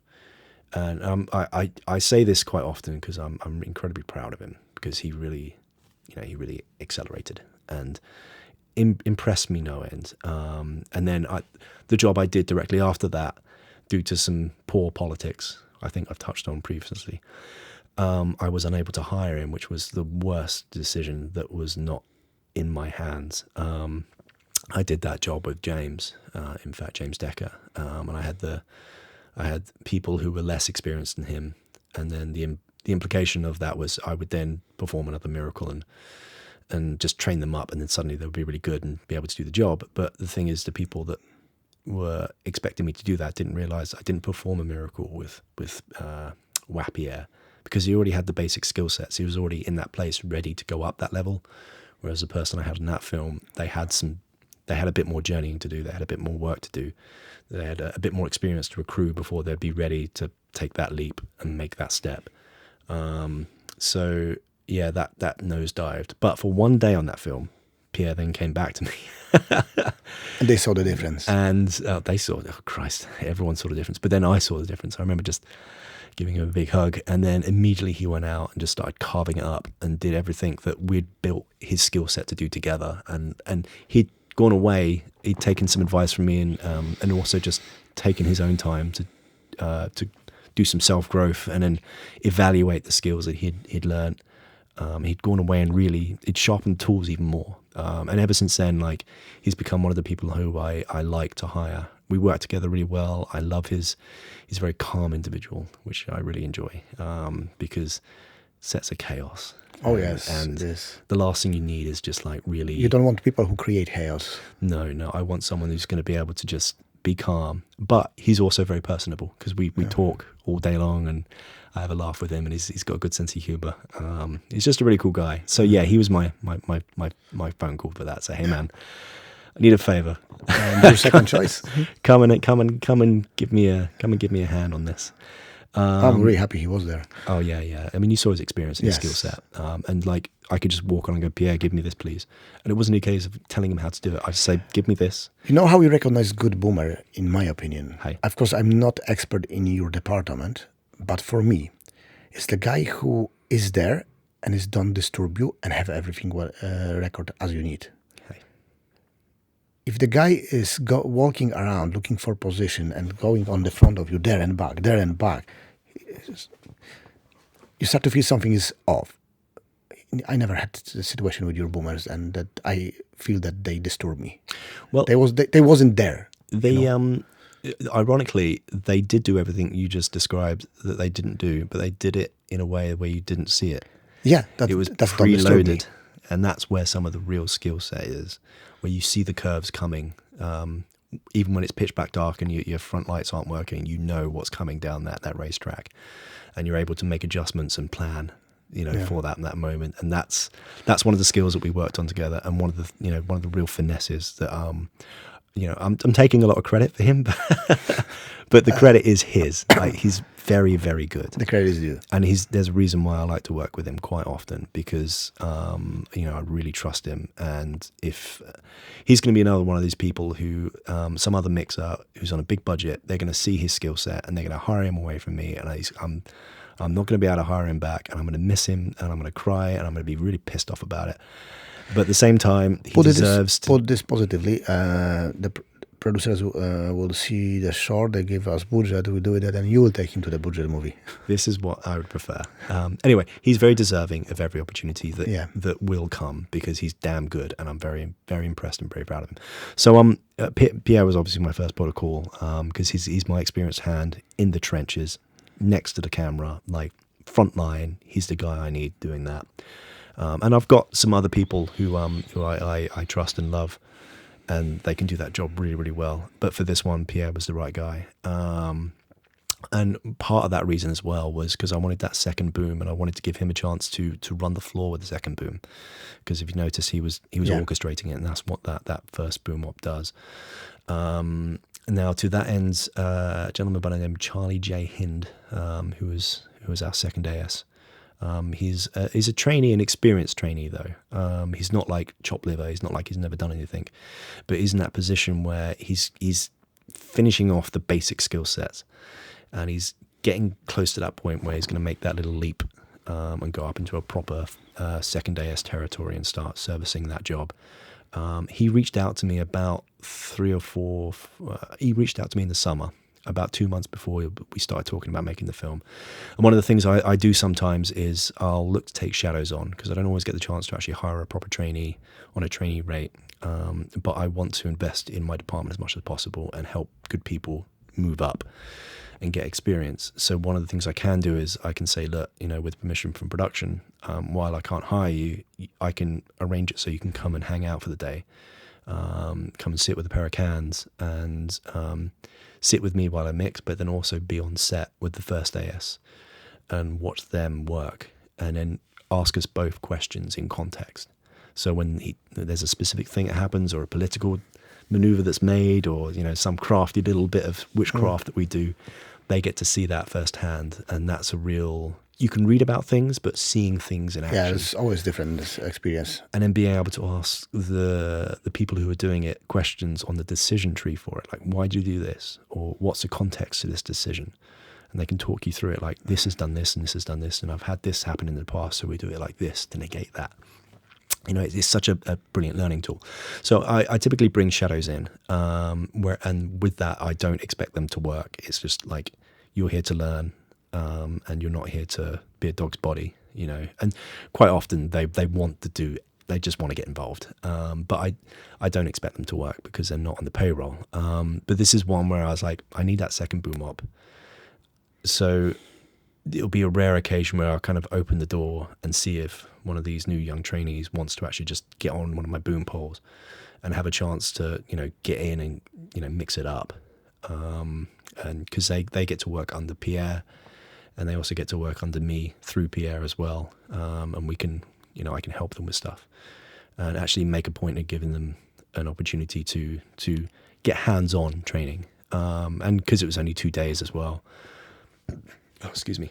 So yeah, during the summer, Charlie reached out to me with a very long email saying that I'm really enthusiastic. I've heard lots of good things about you. I've heard that you're a good teacher, and I'd love to just have anything to do with you. So if there's an opportunity where I can come in, be your trainee, shadow, swing for you, whatever the opportunity is, please, I would like to do that. And I explained to him about the shadow thing and said, look, regretfully, I don't have many opportunities to hire you, but I can bring you in and show you everything and give you a chance to see it all. And he was very enthusiastic about that.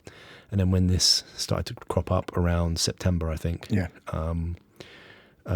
Charlie made a really good impression on me. So I reached out to him and said, I'm doing this. It's a kind of a trainee kind of situation or a training situation where you kind of decide just to come and do it. There's nothing else on the table for you. And by all means, if it's not for you or if you're past this point, that's not something I judge. If anything, I'm impressed and happy for you. But if you feel like there's something you can come and learn by actually getting in on the front line with Pierre and me, then I would like to offer you the opportunity. And like before I'd even finished the message, he'd just messaged back, yes, count me in. Dates are in my diary, like all in. I'm going to stop my car and send you along a message. I even said to him, no, don't stop your car. If you want to do it, then you're the first person I've asked. And you do it. Yeah. Your enthusiasm is a big thing for me, and you're very enthusiastic. So it's yours. See you then. Yeah. Looking forward to it. And he jumped in, and he's got some. We spent quite a bit of time actually talking, and he had a chance then to spend a lot of time working with Pierre, especially on the second day, doing a lot of second booming. So he had a good chance to. Busy day. Yeah. It was a good team. They worked he had a great attitude. It was a can-do. Pierre's awesome. They worked really well together. They created solutions. It was good. And I also had the opportunity then to get something out of it for him. So we went through all of my equipment. He had a chance to try things out, play around. I was able to show him like how I built my stuff. But then also talking through workflows and a lot of industry advice for career and how to like negate problems and create success through various decisions and negotiation tactics and other stuff. Real kind of like peer-to-peer tactics, and that was the big thing that he managed to get out of it, or at least I could gift him because we had those opportunities.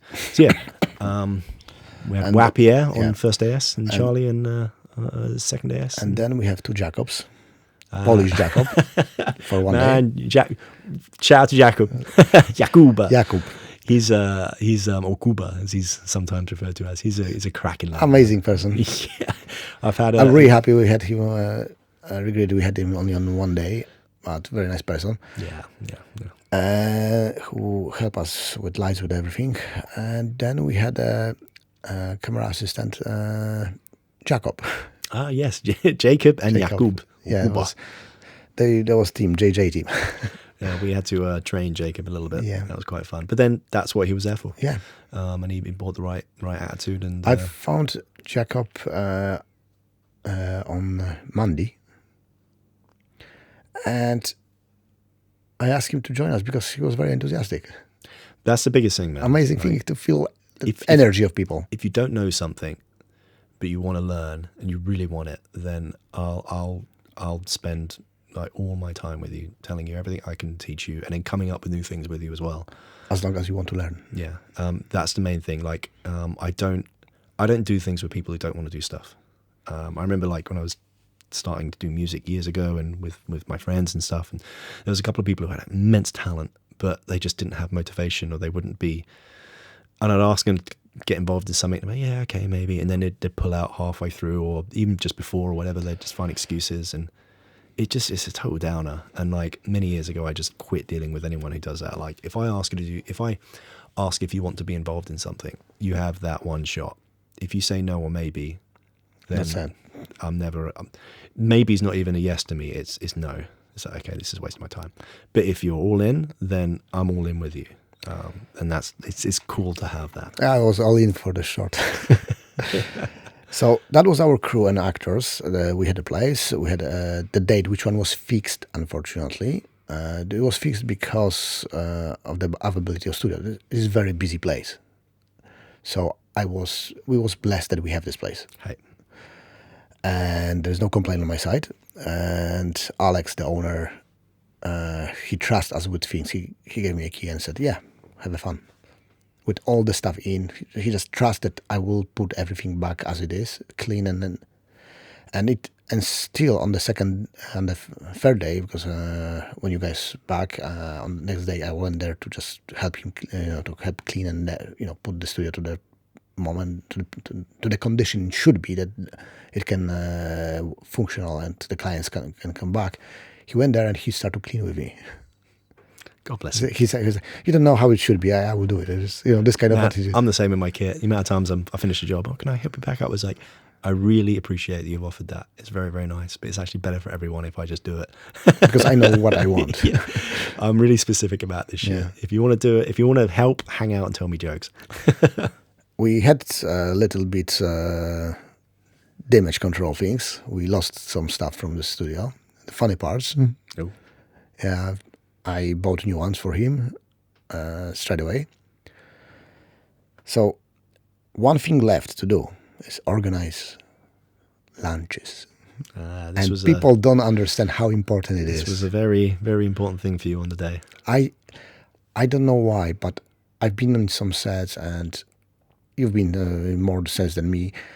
And if you treat people well and you let them rest and feed them well, they are more energetic. You have better feedback from their work. They feel respected. They feel respected, yes. And they feel cared for. So I went to restaurants all around and found one I thought the food will be acceptable by the most of the place, most of the people involved, and I booked it for whole crew for lunches for 2 days. It was some tasty stuff, man. I know. I like to eat there. Some good noms. And next time I'll be all right. I'm gonna eat there again. And everyone was able to order whatever they wish. They had to do it that before because they had to prepare lunches on time, and they was happy with it. It was some good lunch. Yeah. So let's talk about the actual shoot then. So day one, 9 a.m. 9 a.m. We're in location. There. We are on location. We have a plan to shoot 30% outside and 70% inside. And then weather start to do it fucked up with us. And rain, stop rain, rain, stop rain. And then I make the biggest the mistake decision I did, and which all other small mistakes happened. It was happened because of this one. I didn't swap the days. I remember speaking to you about that in the morning. Yeah. So it's scheduled to rain all day, and we're scheduled to go outside for half the day. I don't know why I didn't do it. It's not going to rain tomorrow, and we're scheduled to be in tomorrow. Why don't we switch? I will tell you what, I was a little bit rusty after, few years from after Fighter. I didn't really do much, and somehow I put in my head that I want to start with actors from the easy scenes for them. Right. And they was planning on the first day. That's not a bad strategy.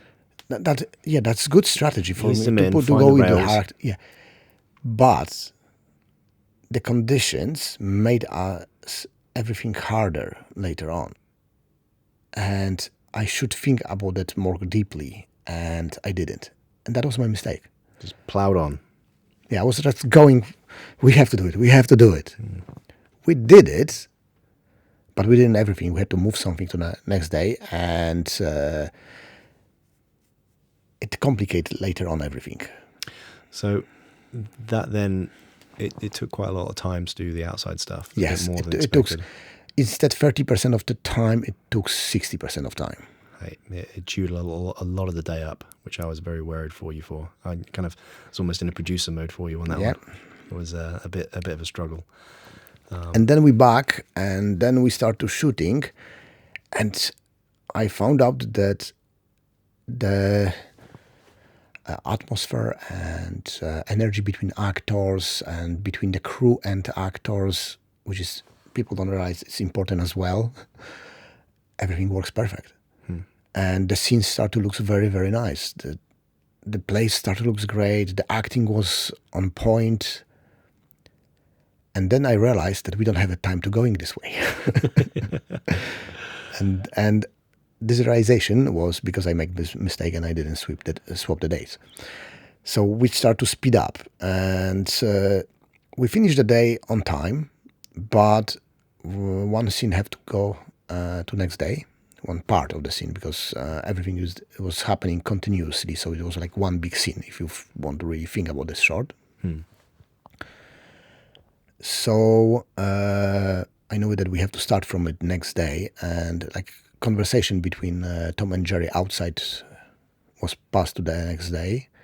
The opening the doors by Kate was next day as well, and a couple of small things, they are details, but they take time. Yeah.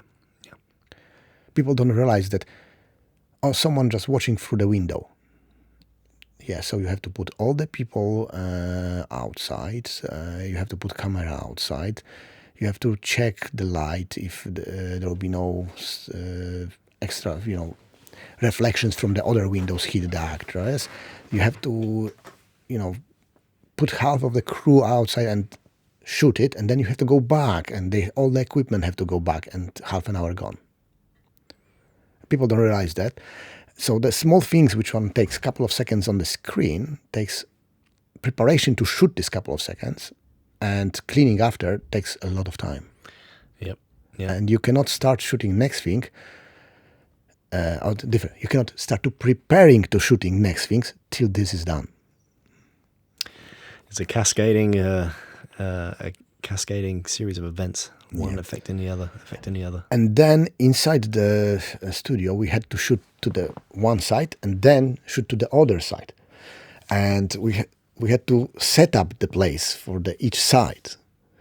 And because we was in the hurry, we make some mistakes with t-shirts and... That was a fun one. I think it can be kind of fixed with a little bit of stuff in post. No, but to be honest, if someone don't hear it from us, I'm thinking that almost nobody will notice. That one detail, I think, should be... you should put a little bit of movie magic on that one. Yeah. Just to get you out of trouble. Because that is a little thing that if someone connects the dots, then it's going to be a bit of a faux pas, and someone will connect those dots. Definitely someone will. We will try to fix it. But I think it's fixable. It's fixable, and I hope it will look okay. Just a little bit of white and off you go. Yeah. Nice. So that's something we have to work on. And then we was going till lunch. Everything was going more or less according to plan. And during the lunch, I knew it that after the lunch we have to do it more than we supposed to do because of the fucked up in the first day, which one happened because I didn't swap the day. Again, I will repeat that. And then when we start to shoot, the time was short till the point that you start to coming to me and asking, Konrad, how many camera positions we still got planning? How many, give me the numbers. And I had to cut it in my head from what I wanted to do to what we can do. Which is one of the interesting tales, I guess, or experiences to share from the film. Because there was an ending that was planned that we didn't actually do. No. And then we had to make a new ending that basically we cut whole the scene out, and we have to do something instead. And the way we did it, it was like creating this, like the way I'm writing the scripts. We're creating the story. Hey. That's happening here. So that will be the reaction. We need this. This guy have to go out. So why he's doing it? All this, I had to answer in my head all these questions during this process. And you was putting some ideas there. I was really open for any ideas in this moment because it was hot time. Yeah, just so you know, folks, when I'm on a set, I don't tell the director what to do. No. But in this particular situation, you had idea. I thought it's good idea. I add some stuff to that, and it did works. I had Conrad's blessing to present options for Konrad to work with, and you managed to shortcut. And I thought the ending... And it was cool. Yeah. It was amazing. Considering what we were going to do and how much time we had to do it, and then had to create pretty much a new ending with like 13% of the parts that were going to be used. yeah, it worked. It worked quite well. It's like, there's a bit of charm there, and it finishes the story. Yeah. We get a conclusion. The funny part was that what I realized that it have to be chaotic. Why? Because in house we can cover a lot of things which we are not able to cover different way. Right. So I took actors and I started to explain them the way they have to move there, and I saw it faces people, and they, oh, that will not work. Oh, and I know it. I just thought, okay, I cannot focus on to explain these people what will happen. I have to explain actors. The house will happen, Right. and the how it will happen. How it will happen. This house, chaotic things, and I had to tell them that you will be on this side, and you have to. Important for me, you keep this side. Bad guys, you keep that side. Except Kate, who will go there and back with the sword. Right. And when you get together, I want this space between you guys and Kate, because something happened there. You don't have to know what, but something happening, and the camera have to see it. So little bit gap, and it was for Sebastian, who is going out. And actors told me after the scene that we didn't really know what was going on. Like, fuck, we was feeling you lost. There was only enough time for you to make the decision and then present it. Yeah, Not explain walk people through it. Just no. go, you need to go here and do this. I can explain later when we've wrapped. And they seriously told me that they thought I lost. They didn't understand what's going on. Yeah. And then we shoot it, and then it works. And then they get it. And it's, but that's the thing. The situation required to not drop the politeness, but to drop the finesse. Yes. Instead of getting everyone onto the starting line, it was a case of just run towards the end, please, and I'll tell you where the ending is when we get there. Just as long as it's in that direction with one left turn, we're all going to be fine. Yeah. But just trust me on this. And I had to make this judgment call. We base on our conversation there, and on Marek helps as well. Marek put there a little bit his output as well, and we put it together. And I thought if I will start to spend time to telling why we're doing things, yeah, you're wasting it. It will be not. It will. Everyone have to pack. Everyone have life. So this is one of the things that I learned quite early on, and one of the things I've been trying to impart onto some of the boom ops that I work with and train with. You can't always explain and get permission for everything. Sometimes a scenario requires you to take a bit of charge, a bit of responsibility, step forward and go, here we go, this is it, we've got to go now. This is the plan. There is no time to debate this. No. We just need to do this, and it gets us to the next block. Let's go. Take charge of that situation, either by just simply going and doing it and asking for permission later, or just being quite blunt. This is what has to happen. Here we go, guys. Trust me. What I noticed on this short, that you and James and Marek, you put lots of your own initiative into that. Right. Again, which is why I recommend James, man. Yeah. Shout out once more. And all three of you, there was one point. There was, whenever it was gap, you guys was jumping or put someone there, the gap, that I didn't have to think about that. I remember first day when we start shooting, I was trying to help everyone. Yeah. I was trying to, because these people were there for me, and I was feeling obligated to help them whenever, and he was like kicking me out of that and saying, Konrad, don't do that. Go, you do the job. Go away. You need to focus on that. Yeah. We can take care of this other stuff. Yeah. Small fry stuff. Let us make the sandwiches. You go work out where we put in the sandwiches. Mm. So, and that really helped, because I stopped on the second day when we had this storm of time. I didn't have to think about things. I was just thinking how to finish the movie, how to finish the story. Getting to the end, as I kept saying, we've got to get the story. Everything else is fluff. And then we packed, and then fun things happened. We had to bring it back, the stuff to the rental. So first we sent you with your stuff, then Yuri back, and we started to pack things. And then the person we rent the stuff called me and said, Konrad, where are you? I said, we just finished, we are on the set still, packing. No. you're supposed to be here. The lenses, they work in half an hour in other movie. Holy moly. So, sorry, what? Yeah, they work. They work. Konrad, they are top quality lenses. That's my top, sell. They work all the time. They don't have day off. I said, dude, are you still shooting? I said, no, we finish at 7. We're just packing. Okay, can I send someone for the lenses? Okay, better. The filmmakers will go there themselves. So the filmmakers come to the set. So I open the boxes with the lenses for them to check it. Because normally, you're giving back to the hire. They check it, all the stuff before they put to the other person. Because if something wrong, they have to have a very set conversation with them. Yeah, yeah. They don't back to you and say nothing, like if everything's okay. So I open the boxes, show them each lens. I make picture the person who is taking the lenses with, thumb up. And I sent to rental. Oh, something was like peak in my...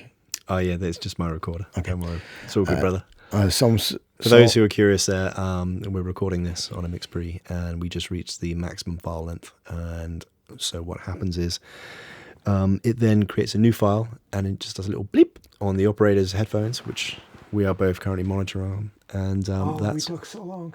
That's what confused poor Konrad here. And for me, as you know, I just smooth straight on through. No worries. So I make this picture with, thumb up and send lenses with him for 50 grand. That's really, I didn't know that part of the story. I know. That's kind of cool. They came to get them straight away.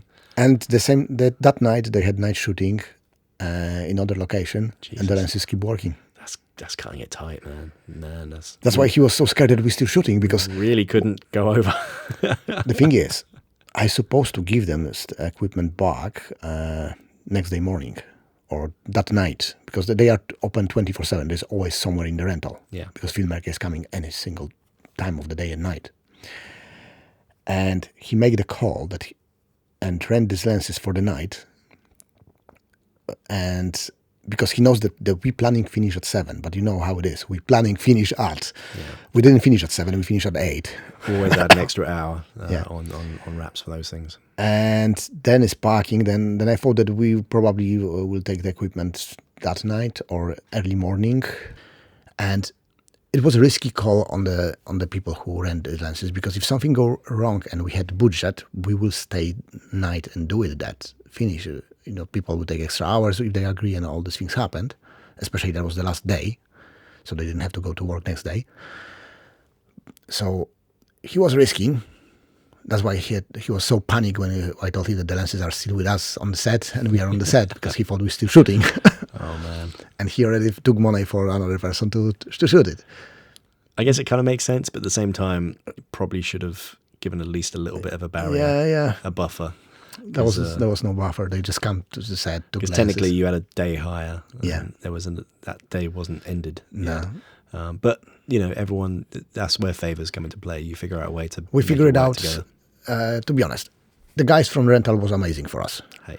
They, when we had some problem, they bring extra lights. Themselves. Second day, which was amazing on them, and so we took all the stuff back. And we went to clean next day. What I said previously, I went to the clean and I found more stuff hiding somewhere. So I had to take Uber and take the stuff there. Oh my! So it was quite funny, because the guy the screens, 1 meter by 1 meter screens. Hey. I found them hiding in toilet. Oh man. Film sets, pat downs, Jesus. Even if rental will not notice that, it is good manner to take it, bring it back, and say sorry. That is the way. Although technically, still, a day's higher. You were actually you were in the right timing. So I wouldn't say you didn't. I didn't feel bad about that, but I would feel bad if I don't go there. No. Well, you did it all right. Yeah, and I imagine they were absolutely fine with it as well. No, there was no problem at all on their side. Well, shout out to them for the. I will back to them next time when I will renting for something bigger, hopefully. So we survived the shoot somehow. Yeah. Feedback from me and my experience on that. So what you plan to do, because we touched on it when I said this is a 3-day shoot, and then you were like, we're going to do it in 2 days. And then understanding the script and the location, because we had the location for 2 days. But we spent the first half of day 1 outside of location. So retroactively, or I understand that what you want going to. You want to say why we didn't do it this outside another day. yeah, that's what I would have recommended. There is a reason for minimum that. crew, the one actress we have, not all the outside stuff because you need the front door, but all the walking and talking, all the walking around stuff we did for the first half of just that one actress. Like do that on a third day, on a little half day, just get minimum crew back basically, and then chop it together with that. There and then was focus on the location for the stuff we need a location for. There was 2 reasons for that. Hey, Reason number 1, it was rental, lenses and everything. hey, And reason number 2 was James, who wasn't able to be another day. that is there's your reasons. There's your reasons. Yeah, but I do agree with you that would be better way. And then we will have everything done according to plan. I think that if I swap the day on the first day, and we will not be dependent on the weather, we will still complete everything as we planned. Yeah, it would have been a bit smoother because there was some time wasted with waiting or working out the rain. Yeah, it was versus a lot of time. just switching it straight up and going, right, we need to. But then saying that, the question would have been, will the actors work as well? No. Would Would the decisions that we made on that second day towards the changes to minimize and make a shorter ending and truncate things, would those decisions have been made if we did switch them? No, because that will not gonna happen that way. We would have been thinking, it will be a different movie. We have more time tomorrow. Don't worry. Yeah. Whereas at that point, it was like, we have 2 hours. We need to. It will be a different movie. Yeah. Well, I think it worked out quite well in the end. I'm happy with what we did. I'm not complaining at all. When I saw the footage, I was like, sorry for the word, fuck, we did the movie. That's completely not what I realized. When I showed the short videos from the set to some guys from Poland who works in TV, and they do series, and they're saying, Konrad, you had better set than we have in TV. That's incredible, man. Location. Production value. You know, find the right location. It takes care of most of your production value for you. Put some smoke. And off you go. So that's what was one of my conditions. I wanted to have smoke. We're now in a situation where the film is now in post-production. Yes. Ben, who is our editor, he's now doing the post-production. I'm going to watch this movie. Whoa, very, very close. Now what are you doing? I'm going to watch this movie next week. We already had a conversation on that, and then do some changes in it if needed. I'm really curious how it looks. The way I work with editor is I'm always let them do it on their own, the first version of the movie. The construction cut. Yeah. Because I know what I would do. Hey. And I can be wrong. I don't have to be wrong, but I can be wrong because I'm very attached to what we did. It's a good opportunity for them to go through it, because they have to go through all the rushes and then work out decisions for themselves for what they think the best cuts and the best takes are. And then you can come in and if I don't like it, I can ask them to change it. You can make changes. But because when you come in, they've had the chance to go through all the rushes and see all of the available material. They will then understand they'll have context for some of the changes you would like made. The other thing is, they are not attached to this. Hey. They will not try to keep something because I like this part. They will just put things which one they think will work for this whole scene, whole movie. And if you attach to something, sometimes it's hard to cut it out. And even if you have good moment, I think we've touched on this. Yeah, on the beginning with the script. No, with so I've done this a number of times with score, Oh yeah, I remember on our last podcast we was talking about that. Yes. There is now when I've been scoring stuff for people, some of the times I'll send them demos, knowing that it's a pretty good score and I think this is going to be the way. But sometimes I'll send them a demo, not knowing that, not because I don't think it's all right, but because I'm just not sure if it's the right thing, and I kind of need them to come back with a negative, just to help me complete that thing. But then there's a third category where I'll do something and it's there and I know it and I'm 100% set on it, and it's not a case of not being willing to kill my darlings, but I just know this is it, and I'll send it to them. And sometimes they'll be like, oh, I'm not sure about this, and they'll be, I call them like, trump cards, if you will, or specific, like certain bits of credit you can spend. And I'll say, look, I can make a change to this, but I'm not going to do that until the last thing, because this is really good. I'm 1000% confident this is perfect. And then let's get to the finish line. Let's get to the end stage and just let it sit with you. Because I'm very confident when you get to that point and you see all the other stuff that we work on around it, when that all comes together and strings together, you'll understand the context and why it is what it is, and why this is a hill I'm willing to die on. And most of the time when I get those feelings and that instinct kicks in, it's not that I'm right, but most of the time it works out that way. They then watch it at the end and go, you know what, I think you're right. Like, it's there. Like, now I get it. Now I see the detail. And I think you'll find that there'll be some of those moments with an editor. Yeah. But then that's part of the collaborative process of it as well. Having someone else. It's not a case of you run everything. You don't have to. You've got skilled people that can give you a different look. The and thing view on is, things.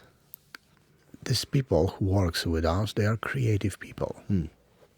They are not machines who it's not AI editing. AI editing.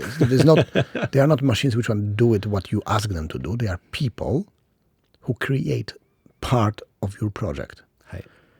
And you have to give them this creative space.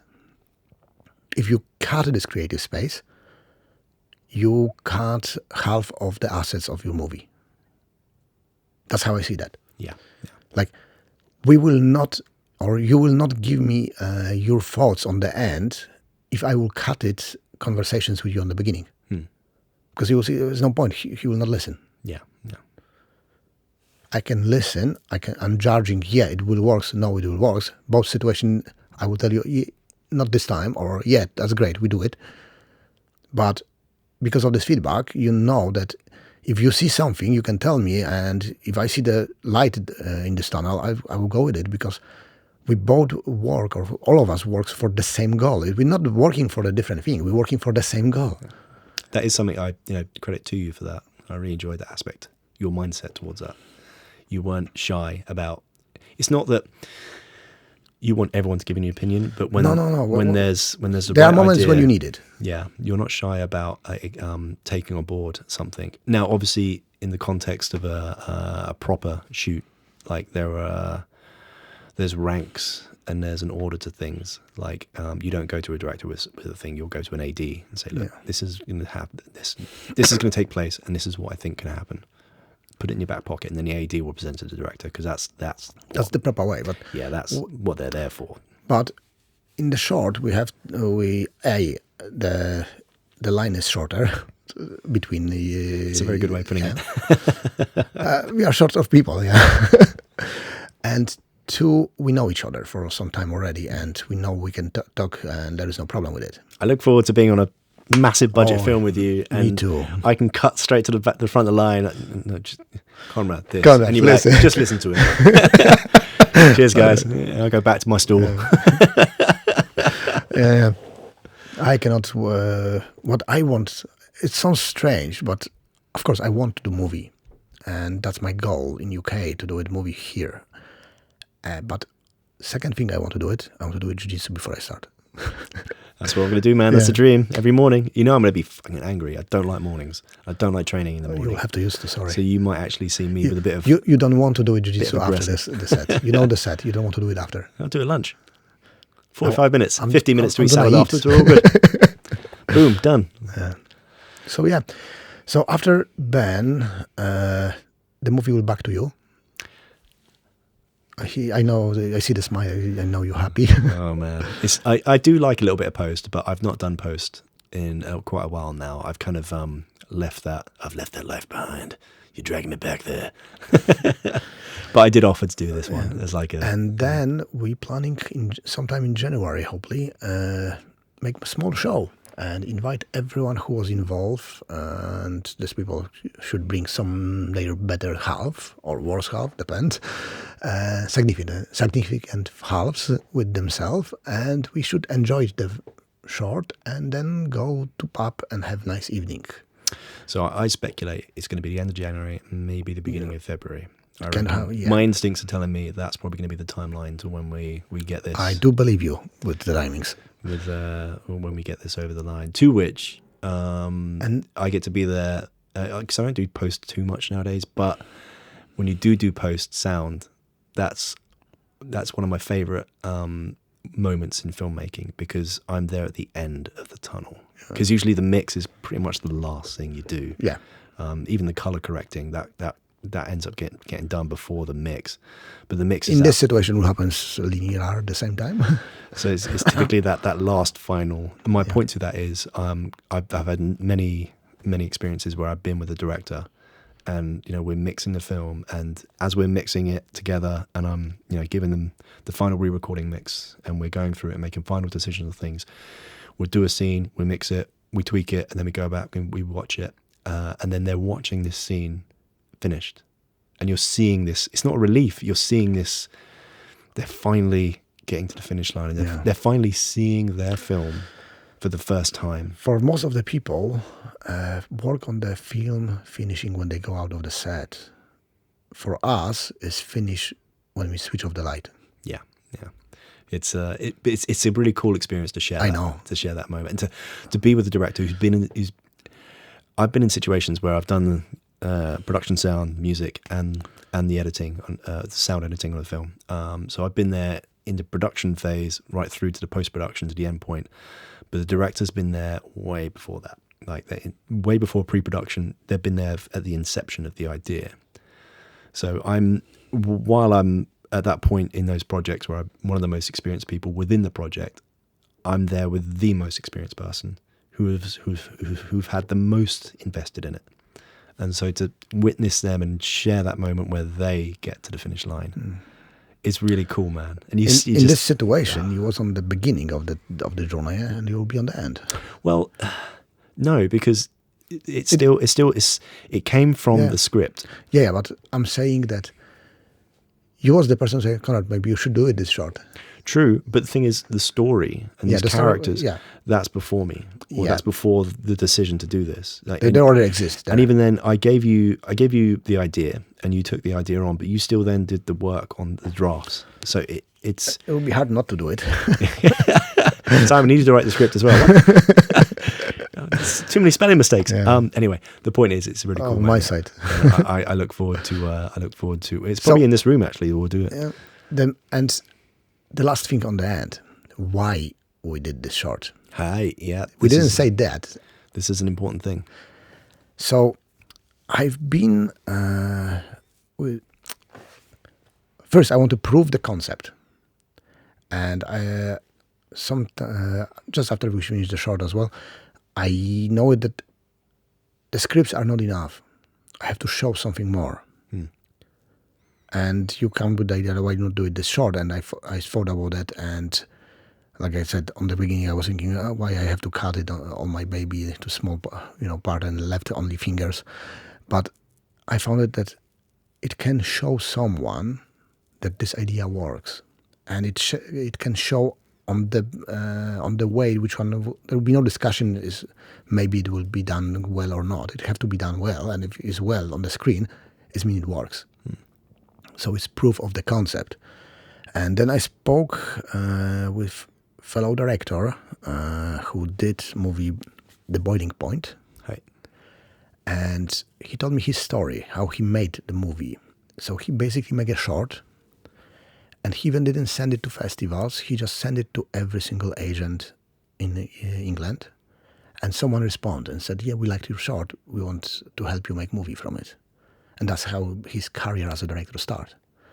Well, hopefully this will be... So that's the similar idea. I won't send it to some festivals as well, to make it like hopefully will go as well as the script was going, and make stronger point later on when we're looking for a producer. So the idea is to send it to agents, find the agent with it, and if that will works, yeah, the agent will help push it to the producer, and the producer will help us to make the movie. Hopefully this will be the key that unlocks that door. That's the idea. Go through to the next stage. We have a script. And then the next stage, and the next stage, and the next stage. Now we did the short. Next stage is to show it to the producer. To show it to the producer, I have to have agents, and that's the target, to find the agent. Well, I think that's about it. Yeah. That was a long time again. I hope you've enjoyed this one, folks. Maybe we can come back after we watch it. After we finished it. Yeah. Maybe in a couple of months we'll come back onto the subject, and it'd be interesting to see what's happened with it. Yeah, get an update from you. Have you talk us through the post-production process, your mindset through that, and also what you do with the finished article, because that's a very good question for short films as well, like where you take it and what that journey is and how you use it, because it's an asset at that point, and you must look at it in that sense. And we'll be able to tell you guys what did work, what didn't work. Oh, and perhaps what we planned. Perhaps we could do a little, not show the film, but do a little sizzle or something when we do a little crew showing. We can introduce the cast and crew. I thought that would be cool. That could be a nice do a little diary or something and put that up, so people have context what we're talking about. And then maybe down the line, once it's gone through the festival circuit, we could even do a watch along. That's the plan on the end. And we could watch it and talk about it, pause it, talk about different bits, and then go through, nitpick it with the audience. That could be pretty cool. Yeah. So we did it again. Nice one. And we gone.